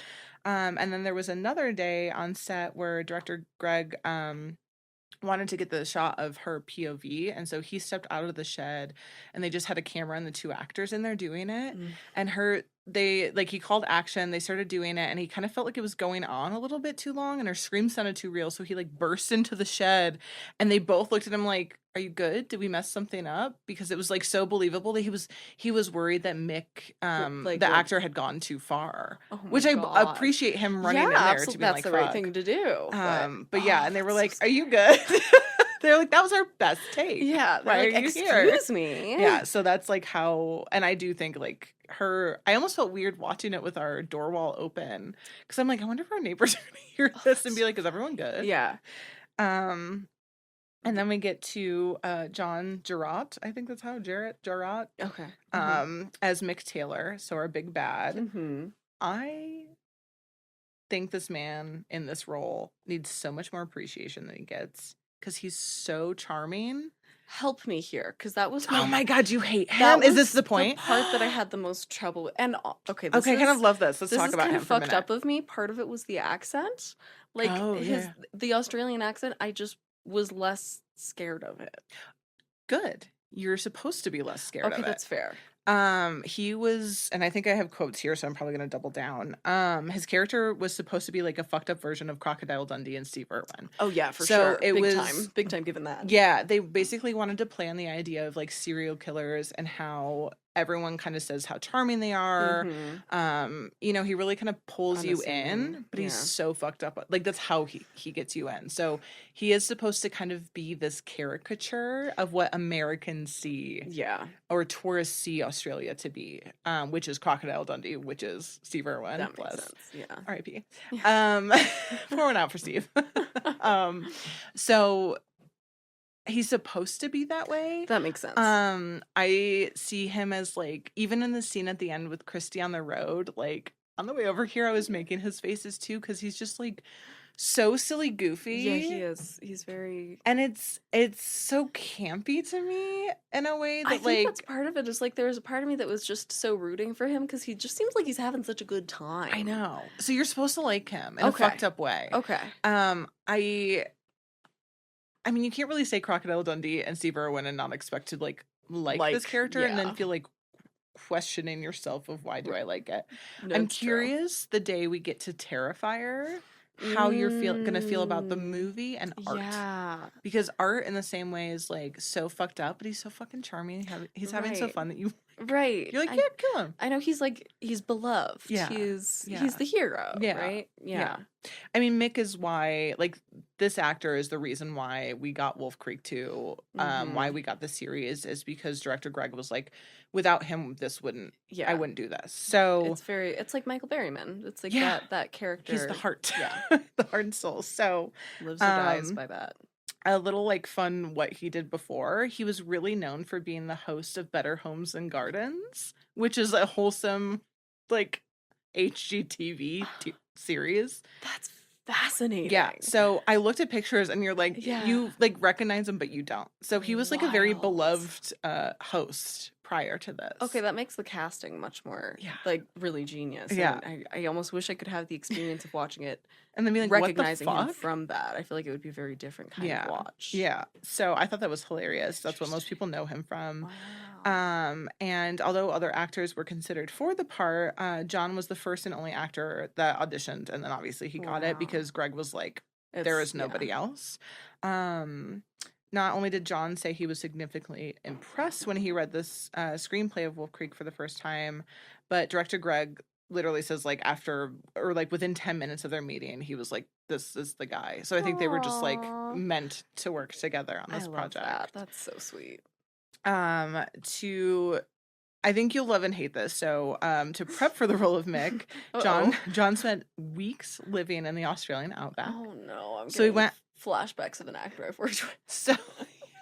So he not anybody from my current movie. Let me just say that. I was like, we're moving on from that. No. So he was method, and when I watched the making of, he was method in the sense that he said, John, these scenes were hard for me to do, so it was easier for me to do them as Mick and stay in that character in between. But it didn't sound like anyone had a bad experience. He says he recalls, he was like, I didn't really feel like I did that. Or like if they did too many takes, director Greg would say, you know, Mick would get pissed off. He's like, not John, but Mick would get pissed off.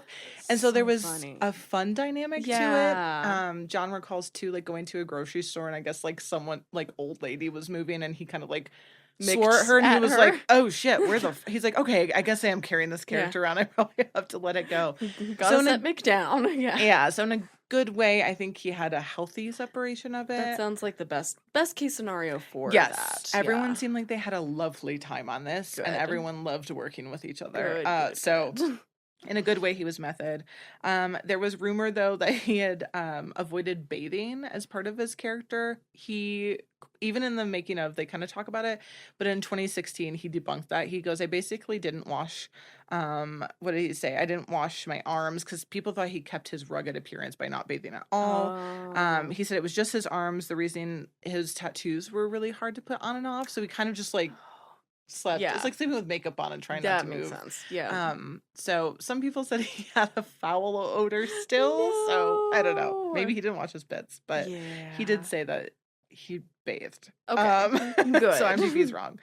And like a little funny, not so funny tidbit, the actress who plays Liz, I think, said that his sinister laugh gave her nightmares for like a while after shooting this. And he's, for good reason, he spent like 4 to 6 months, I don't know like how much, but between 4 and 6 months developing that laugh. Wow. And he said he kind of just threw spaghetti at a wall and just tried a bunch of different laughs to the point he got into this cadence where it would turn in like to a cackle and then to this almost like Jaws like theme. So it would kind of like slow down. And I kind of love that he took this approach. Musical. But his laugh in this is probably my favorite part. It's very memorable. And it's a hard thing to do with an evil laugh. Especially like a 6'4" man giggling. I'm sorry. Can't. It's terrifying to me. Truly. We also have a director cameo, which I feel like we often have. Greg is a cop who helps Ben on the plane at the very end, so he gets like a little moment. And then on top of that, he has like a bunch of the collections of the victims are like friends and family of his that he put up there too. Wow. Which is like, why would you not throw that up? I would do that and like not tell friends and family until we saw it. Just as a fun little You're surprise. A victim. So script and conception, how did we get this fucked up screenplay and movie? So the film actually started out as a standard slasher movie, which I think it like goes so far beyond that he wrote back in 1997, but didn't really like it, so he kind of shelved it for a little bit until he brought it back. And his intent for this film, if it helps you in any way, was literally just to scare people and gross them out. He was like, if I can do that, I'm succeeding. And then he kind of talks about, again, like horror movies, horror references, and films that he loves. Freddy Krueger was a big inspiration because he's like, I wanted you to do an Australian boogeyman. The hat felt very Freddy Krueger, especially the... Also Jeepers Creepers, which you've not seen yet. Which I haven't seen, yeah. Yeah. Is that before or after this? Before. It's 2001, I believe. So it probably was a reference point, Maybe. Yeah. I don't know. I feel like did Jeepers Creepers take off? We haven't done the episode yet. Fair enough. The director's a cunt, so creep. Yeah. But yeah, so he kind of wanted to just create this character and bring to Australia what he kind of like loved Freddy Krueger was. Something that also helped as we kind of get into like the real life horrors. There were so it says based on true events. Obviously it wasn't based on true events, but it took inspiration from real events that did happen. One of which was Ivan Milat. That kind of case came to light. So as he kind of had this project shelved, that happened. I'll get to the actual dates later, but it kind of like reintroduced this idea and like sparked like he kind of went back to it and kind of loved the idea of the nice guy who seems to want to help you out turns out to be a murderer. Greg recalls, quote, that case of Ivan was influential in many ways because it had all these elements that were so terrifying and scarier than anything I could possibly come up with. So that case influenced the Mick Taylor character in a lot of terms of what he did, what his background was, and what his mode of operation. And they also, like, the script that he originally had he said it was like way bigger budget, bigger scale. And so he kind of learned to simplify that script down. Cause I think like it was going to be a lot more found footage-y kind of stuff. And they did not have the money for that. Yeah.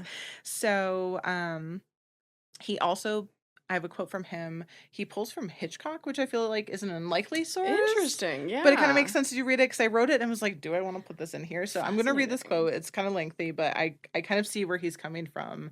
And again, we love horror directors that just want to give homages to horror. So he said, quote, if you're doing a thriller or a horror, he's obviously the greatest filmmaker in that genre ever. One of, I would say. Well, you can learn everything you need to know from him about how to create suspense. Creating those likable characters and isolating them, it's such a simple principle, but unless you have those characters you believe and care for, it doesn't really matter what happens to them, which I do think you immediately care for these characters. So it's about combining these basics of Hitchcock set pieces and reconceptualizing the cliches. People tend to try too hard and make presumptions about what audiences would find interesting. So generally, you see actors who are just cast in a role that's not believable. You don't believe in the reality of that person. So I kind of love that aspect that he took from Hitchcock. I also put down Texas Chainsaw. I think a lot of the shots. Very much. We kind of clocked Road Warrior. That's another exploitation film, Road Warrior. Makes sense, And I said even Maximum Overdrive with the car scenes. I don't know. I have to rewatch that one. And then Jeepers Creepers, I think there's so many like silhouetted shots with that fucking hat that I'm like, especially him in the car and the little wave he does. It's just this like cheeky character, which again, when we get there, you'll see it. So real life horrors is when we get into some of the true crime of everything. So obviously not true events, but true murders that happen. So Ivan is the first one, known as the backpacker murderer. I was gonna say this case, seems pretty big. So I mean, very cut and paste. It was between 1989 1992. He was convicted of abducting, assaulting, and robbing and then murdering men and women in New South Wales. His MO was obviously approaching backpackers on the highway, kind of offering to give them a ride in these areas, and then he would take them into a state forest where he would murder them. So, I mean, it's the exact same plot. He was also suspected of a bunch of other crimes around Australia.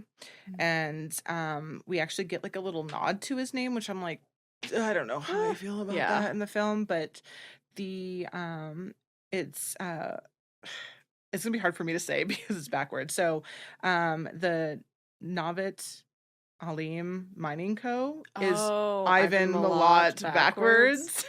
And I'm like, do not like that. I don't know if we want to give love to murderers. Yeah, to serial Let's not killers. do that. So I tried to catch it and I fucking missed it somehow. So that was the main case. And then we have Bradley John Murdoch. I don't know if you've heard of him. One. So West Australia, once again, patrolling empty highways, kind of looking for victims who were pulled over. And so one of the main cases that he went to court for and found guilty, obviously, was there were 2 British backpackers that were pulled over. He shot the guy and then he tried to abduct the woman. She got away. And just like Mick, they called Bradley Murdoch one of the nicest guy in the world. Like anyone who knew him said he was like super great. And so he got people's trust. And I think that's where that character kind of came from. But this was all happening. The case with him going to court was happening in 2005. So, oh, man. Yeah, very fresh, right at the time. So the director of public prosecutions in the Northern Territory actually asked the film distributor to pause on releasing the film because they're like, can we just go to trial first? Yeah, so we don't get a fair trial. Yeah, we don't want this to have any implications on anything. And so that began in October of 2005. So they ended up actually pushing the screening to November 2005 out of respect, which I appreciate for them doing. Good call. Which we'll get to who the distributors are, and we'll be very shocked that they did that because we don't like them. Oh my God, was this distributed by the Weinsteins? Yes, it was. Wild that they were like, cool. That's fascinating. Because that's not their MO. No. Usually. I was shocked because I had that first, and then I found out Dimension distributed this. So, yep. So I do have some quotes from Greg talking about these cases. So he says, quote, "It's combined elements of those true characters and then took a lot of Australian archetypal characters and cultural mythology like the Crocodile Dundee, Stephen Irwin's, and then those characters into a combination to get Mick." In an old Guardian article that I found, they talk about kind of the head on the stick. It was actually something that Ivan talked about doing with his victims, so that's directly taken out. I don't know. Sometimes I have like hard feelings with true crime and then kind of using it glorifying them in this way so directly. Yeah, when you're naming somebody on screen, that feels very. If it was like a American production that like had a different, and then they did, I don't know. I just have a hard time with like. It feels feel very close. 1-to-1. Yeah. So I have personal feelings, but that's probably why it makes it more horrifying for me. I mean, Didn't know that. That was the scariest part of it for me. Head on a stick. I feel so bad for her. Her just laying there. We have some other real life horrors that happened. Good. Yeah, one of the locations, which was an abandoned mine, was apparently the site of a real murder of a woman, and so the town found out that they were shooting there. The crew said they had no idea, so there were protests that happened around them shooting the area, knowing what the content of the film was. Oh my gosh! I feel kind of gross about that. Yeah. And then there was a creepy coincidence. So one of the crews was sent out to get footage of Wolf Creek Crater, which is a real place. I mean, that shot's like stunning. Incredible. It's a real place. For whatever reason, they just took off the E. The real place is spelled wolf? With an E. Oh, that's so whatever. I don't know if maybe they can get sued. I don't know. So they went out to look at it one night and they realized they were like hours and hours out. So they're like, oh, we'll just sleep in the cars. We'll hang out here.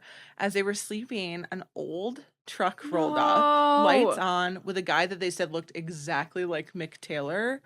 And he like checked on because obviously this guy probably like lives around there, and he's like, "What are these cars doing here?" Right. Looked, basically like left, went away, and they said they were so freaked out that they drove hours down the road to camp somewhere. Oh my god! Else in their car. I couldn't imagine. I would throw up. I would have to, especially leave. Like being on crew and when you're doing like night things. Yeah. I feel like there's such there's a slumber weird party. Yeah, it becomes very spook each other. I feel like you become susceptible to the creeps extra easily. Yeah. So again, nothing like horribly bad happened, but there's just a lot of real life things.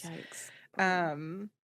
So budget for this, we kind of talked about it. These are both low budget. Do you want to take a stab? Oh man, do we have it in dollars or is it in Australian? Both. Okay, great. It's roughly the same conversion, to be fair. Okay. It's like a point. I saw that this was government funded, at least in part. I want to guess 3 mil. Oh, giving it way too much. Oh, it was it over a mil? Still, yeah, just one. Yeah, so 1 in Australia and 1.3 in okay, interesting. US. Yeah. The producer basically said that they wanted to make a $5 million film on a $1 million budget. Love. So I love that they kept to that. We have moving into production. They shot for 5 weeks. So 25 days. Nice length. Yeah. And they shot from May 24th, 2004 and completed in June 2004. Which would have been cold in Australia. Yeah, it's winter. It's their winter time. Yeah. We'll get into weather in a second. It was shot entirely chronological. Wow. Which I think for something you're trying to get authenticity to keep the characters in this journey makes the most sense. Yeah. Especially when it's all like one location, more or less. You can do that more easily. Yeah. And the first week that they shot was dedicated entirely to shooting the opening traveling footage, which they shot on like one single stretch of highway. Wow. I love those shots of the highway. That's beautiful. Yeah. And other than like some of the car rigs, I think one dolly shot that I think made it in, it was completely handheld. I have the camera. I did not write it down, but director Greg originally wanted to shoot on mini DV because he wanted to give that found footage. I'm glad he didn't. Oh my God. So is the DP. Will Gibson was like, Please can't do that. Yeah, I refuse. Yeah, he's like, if you want these beautiful landscapes and you want things to look good, we have to shoot on HD instead. So he made that case, and he was like, we'll get more of the landscape, we'll get more of the background, like it'll be all the things that you love. And Greg talks in interviews. He's like, I'm really happy we did that. I'm happy they did that because I think it would have dated it too much in the wrong way. So much. It would have felt too. It would have felt too Blair Witch, and not in a good way. It could have felt Blair Witch. Which it already kind of feels that way. Yeah, it feels like it's dipping its toes into that, and I wish it didn't. I wish it just stuck to what it's doing. Which, like, you know, we were both saying the same thing about like the found footage bits do not work that well. No, those absolutely should just been taken out. Cut. Yeah. And the mini DV, I don't think. I love it because watching it, I'm like, okay, even if they had cell phones, right, which they probably did, but they don't even. We don't pick see those any. up. Yeah, even if you had them, you are not getting fucking service out here. So I feel like it do nothing. Lives in this space that all makes so much sense. It feels very timeless because of that, or like you can tell it's shot in the early 2000s, but it doesn't feel like the narrative itself is taking place at any specific time. Yeah, and the mini DV would have just mini DVs. What a time. So while shooting, they obviously stuck to the script a lot, but they, like I mentioned earlier, they would do a few takes where they would improv after, and a lot of those improvised scenes actually got into the film, which I love. That again, just allowing these actors to do what they do best. So some examples that we see of the improvised scenes that did make it in, there's a bunch, but I'm going to list a few. The scene with Ben and the mechanic checking out the car is improvised that made it in. The party scenes, obviously. When Ben's playing with the flashlight after being stranded, and the campfire like belching contest scene was all just that was great. Hanging that was out. Great. It's so good. And then obviously a lot of like mix again if he's like spent weeks in the outback and is living in character. Yeah, a lot of his shit made it in. Love. They just let him do his thing. This is helping me like it a little bit more. Yeah, it's working. It's honestly watching the making of, they just seem like they had a fucking blast. It seems like a very free set, which we like. Which worked out for them. Yeah, truly. I wouldn't say that always works out. One kind of like funny, speaking of weather, so one of the locations they filmed at apparently was notorious for not having rainfall for 10 years. Oh, wow. Of course it rains when they come. Oh, yeah. Downpouring. Yep. And because they're low budget, but because they're trying to stick on a schedule, they tried to put it off as much as possible. But they realized that they couldn't anymore. So they kind of were just like, fuck it. I guess we have to shoot and we're just going to use this. Is that the stuff at Wolf Creek Crater? When it starts raining? Interesting. Yeah. Which to me, it makes it all the scarier. Like they get there and suddenly the weather's terrible. Yeah. And Like, Greg was like, it ended up working, but they like Yeah. tried to fight it for days. They kind of just were trying to wait it Interesting. out, and it was not it's not gonna stopping. happen. Yeah. So they're just like driving around trying to figure out what to do. Ultimately, he was happy, and then we get like this beautiful that lightning during the scene where Lisbon and Christy see Mick's truck approach. Oh yeah, that's great. Like, how do you? Yeah, you need You're just that. like, that's perfect. Yeah. I love this. It's Mhm. just so. I just think it's funny. Like, you never know what's gonna happen. That's so true. So they rolled with it eventually. Thank God it worked as well as it did in this Thank case. fuck. Yeah. Because also you think, I can get why they wouldn't want it, because you're trying to talk about this desolate Right. desert landscape, and you're not gonna want rain. That wasn't anywhere. Yeah, I in can there. imagine, like, in my film, for example, in Hills, so much of the horror to me is this idea of like there's no water anywhere nearby, and so Well, it's the desert. Like, if they don't get you, the Mhm, desert will, but not exactly. if there's rain. right. And But like, even so, then with the rain in this, it feels like, well, there's no shelter, there's nowhere to hide from the lightning. Like Yeah. it still feels Just very out. threatening. So I love it works in a different way. Yeah. Moving on to release and response. Mhm. You'll be confused or maybe get it. So Wolf Creek premiered at the Sundance Film Festival in Interesting. 2005. Didn't I realize know. it was a Sundance film. Me either. Yeah. It premiered at Sundance 1 month after our good old awful friends, Dimension Films, acquired it. They acquired a bunch of rights for a bunch of different countries, Australia being one, and they secured the distribution rights shortly before the Sundance premiere. So all of this was kind of happening at one time, and then they were the ones that had the release happen in the U.S. My brain, when I read it, I was like, Christmas in 2005, how's that happen? I forgot that that's in the same calendar year. So Christmas is when it came to us. Interesting. And getting to how much it made, this actually shocked me. For once, I would say it's not what I expected. Interesting. So 1 million budget. I'm curious of what you think it made. And I have some timestamps of like US versus worldwide. Shocks you in a good way? I don't know. Oh, God. Ow. I'm keeping it cryptic. I was shocked. And there's some discrepancy on I read a few different numbers, so I'm going to give a range. God, with Dimension distributing it, I feel like they knew how to market horror films, particularly at this time. I want to take a wild guess and say 50 mil. No, I wish. So 16 in the US, the first 3 months it was in and around theaters as they kind of passed it around. And then roughly like 30 to 35 million. Wow, worldwide? Worldwide, That's really quite good.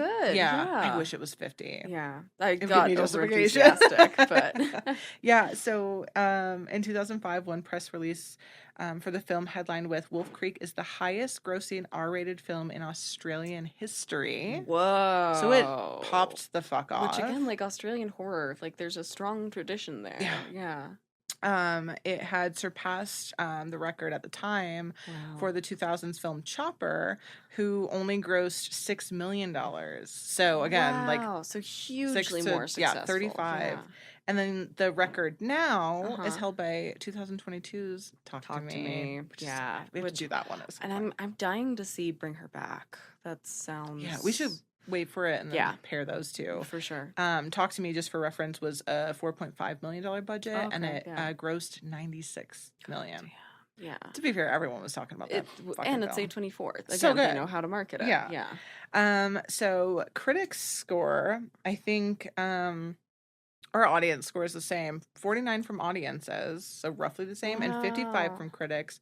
But in 2005, at the time of its release, it had an 82% fresh rating. So over time, so it got worse over time. That never happens with horror. It usually kind of goes up a little bit. It really dipped. I think people need to watch it again. Is really what I think needs to happen, because I expected to appreciate it for what I loved about it when I first watched it. So like more timely. Yeah. I was not expecting to have fun.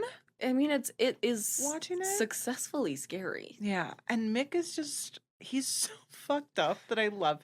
It's in the same way that I love Rob Zombie films, right? They're not likable characters. It's a good point of comparison. You don't want to root for them. Right. They're awful. But at the same time, there's so much charisma. Yeah. You're like, well, pop off, It's queen. just so much fun, Jan. Yeah. Like, even though you're like, no, I should be rooting. Unlike Hills Have Eyes, where you do kind of, like, you see the sympathy. Right, you root for the underdog. You do, because you they're feel better for people. them. Yeah, because in a weird way. Yeah, because the whole thing is a metaphor for, American economics and the collapse of the lower classes. Yes. Yeah. Not this. Yeah. It's like, he's a fucked up dude. So I love that it did get the love that it deserved at the beginning. It obviously has mixed reviews from people. Obviously people praise it for how visceral and intense it is, and kind of just the kind of heart-wrenching violence and lack of hope. For the same reason people also don't like it for that. Yeah. I was wondering, is this more of a case of it getting extremely polarized reviews, or just most of them being somewhere in the middle? Do you know? I mean, it's pretty polarized, if I'm honest. That I think. feels right Yeah. for this film. Yeah. And we'll get to two people that will show you extreme opposite ends. Love that. According to that executive producer we talked about, Matt Hearn, the two scenes that prompted the most walkouts, so there's a lot of walkouts and screenings, was obviously where Mick was torturing Christy, and then where at the end with the head on the stick and her fingers. So people left the theaters, which honestly... That's what you're going for as a horror director. Yeah. That's that's the what I great would tradition of Herschel Gordon Lewis, and I would be honored if people, and in a good way, not like this has no point. I don't know, maybe. I don't know if I'd care if I liked it. If it were that they were leaving because they were too intensely horrified, I would be flattered. Yeah. So the polarized people. Roger Ebert has this on his most hated list. I don't know if I've seen this before. Because I tried to look for the stars on the review. You just gave it 0? There's a thumbs down. There's no stars. Else. Incredible. There's no stars. Good. I couldn't find them anywhere. I have a tiny quote from him. And honestly, I would take this as a compliment if I was Director Greg. He wrote, he said, quote, "I like horror films, horror movies, even extreme ones," which we know he does, function primarily scaring us or intriguing us. Wolf Creek is more like the guy at the carnival sideshow who bites off the chicken's heads.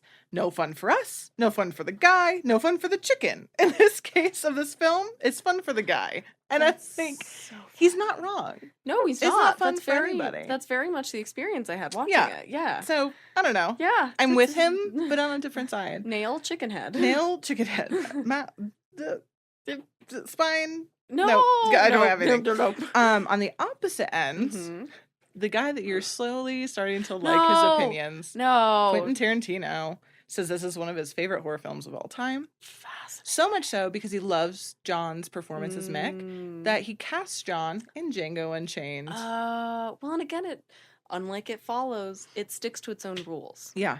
Which we know is like, that's what he's looking for. Yeah. He said in 25 years, like other than Texas Chainsaw, he's like in the last 25 years, this is like the best horror film I've ever seen. So again, Texas Chainsaw and Wolf Creek kind of live around each other. Yeah. And therefore so does The Hills Have Eyes. Yep. Yeah.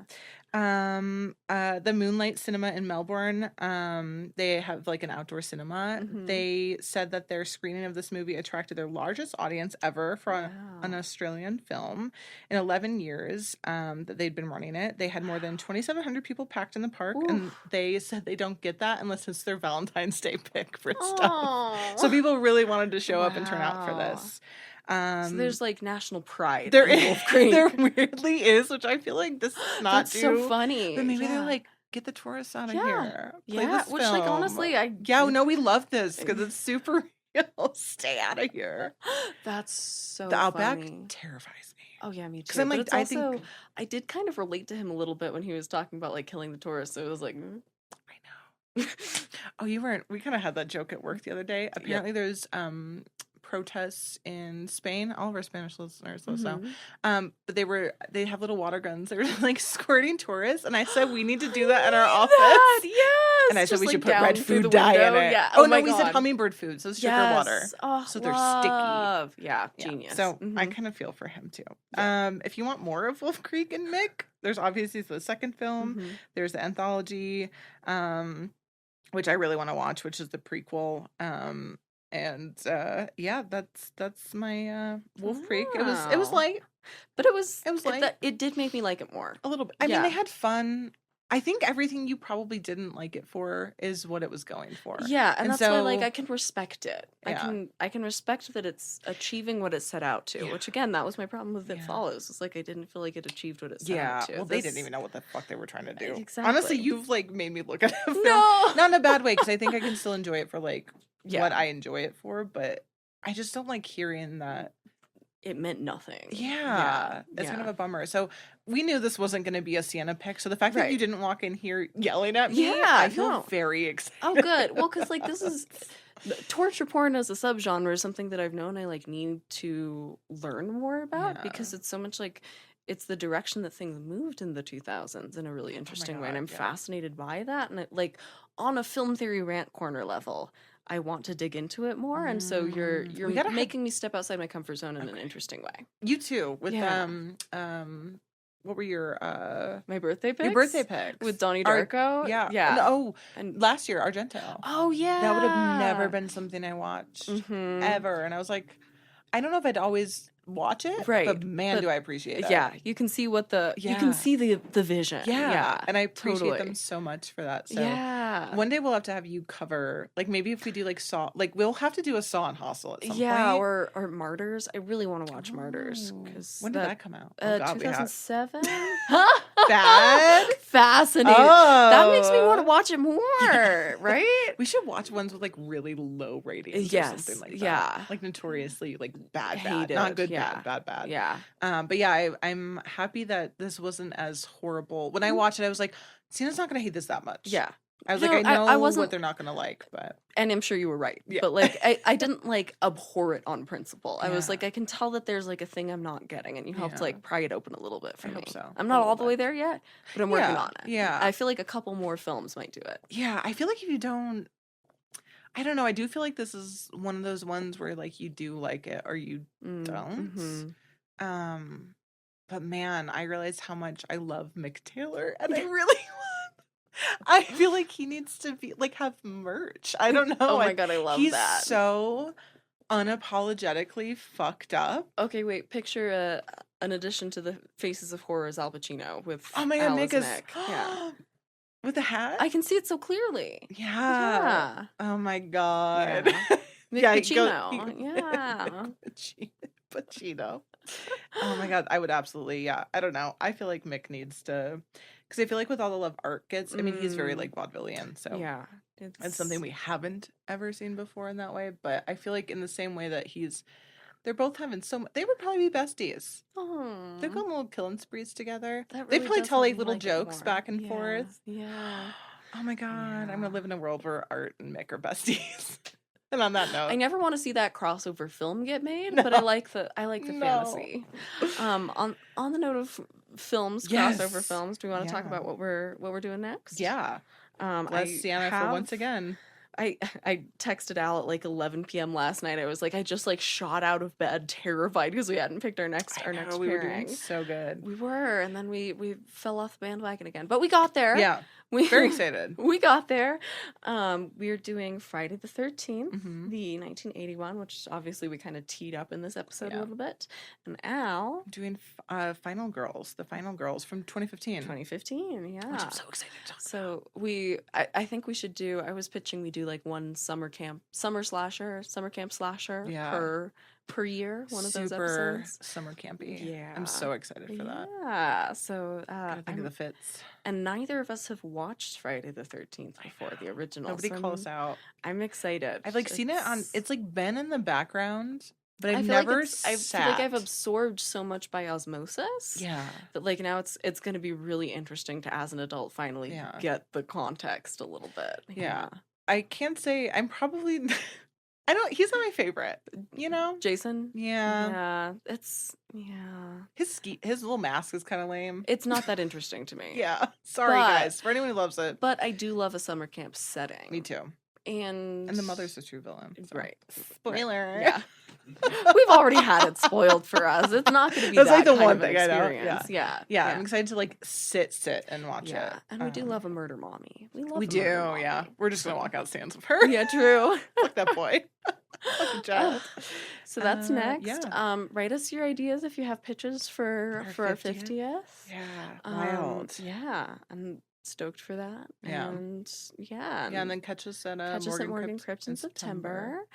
And let us know what you want to do for that too. Yeah, because we need we'll need a different mini-sode format. Yeah, we need a different format. Which, like, I'm almost wondering if maybe we do another Halloween picks or something like that for the month of October picks. About to start. Something like that. Ooh, most fucked up movie facts. Ooh, fucked up on set facts or something like that. That could be fun. Yeah. Most horrifying stories on set. Ooh, that could be kind of fun. Get going down grisly. the yeah. Yeah. I like this. I don't if know, y'all have any suggestion. Ideas, though, pitch us. Yeah. Note. I think we're done, right? I think. Are we done, guys? You tell us. Pitch us. Call in. We're just right gonna now. Stay here until the episode goes live. Yeah, we're just gonna be sitting here until you guys say something. So it'll be weeks long. Yeah. We're just dried up. Good. Thanks. Just give thanks. Yeah, thanks, Warren, for hanging all the hanging all the things. What is wrong with my speech It's Friday. today? It's warm. We're done. Jesus Christ! Somebody come hang me. My God. Oh God. We don't need the time, Trav. We're wrapping up. God damn, he's holding up a 1 hour sign. I know how long I've been talking. We're doing our outro, sir. Damn. No thanks to you. Oh my God, there was something funny we were gonna do. Travie Havoc. Travie Havoc. Thanks Travie Havoc. I spilled that tea the other day. Thanks, Travie Havoc. The weak tea, strong tea. Thanks to Theo Schaefer for playing us wherever out. you are. And thank you all for listening to Splice Splatter, the film podcast presented by the Jean Cocteau Cinema in Santa Fe, New Mexico, where classic horror meets modern gore. And pew, pew, pew, with our little from pew pew, so we'll be right back. Yeah, our little water pistols filled with hummingbird water. Should we do it? And we'll be. Wait, that feels weird to say it without the creepy. Yeah, no, I don't like that. And we'll be right back.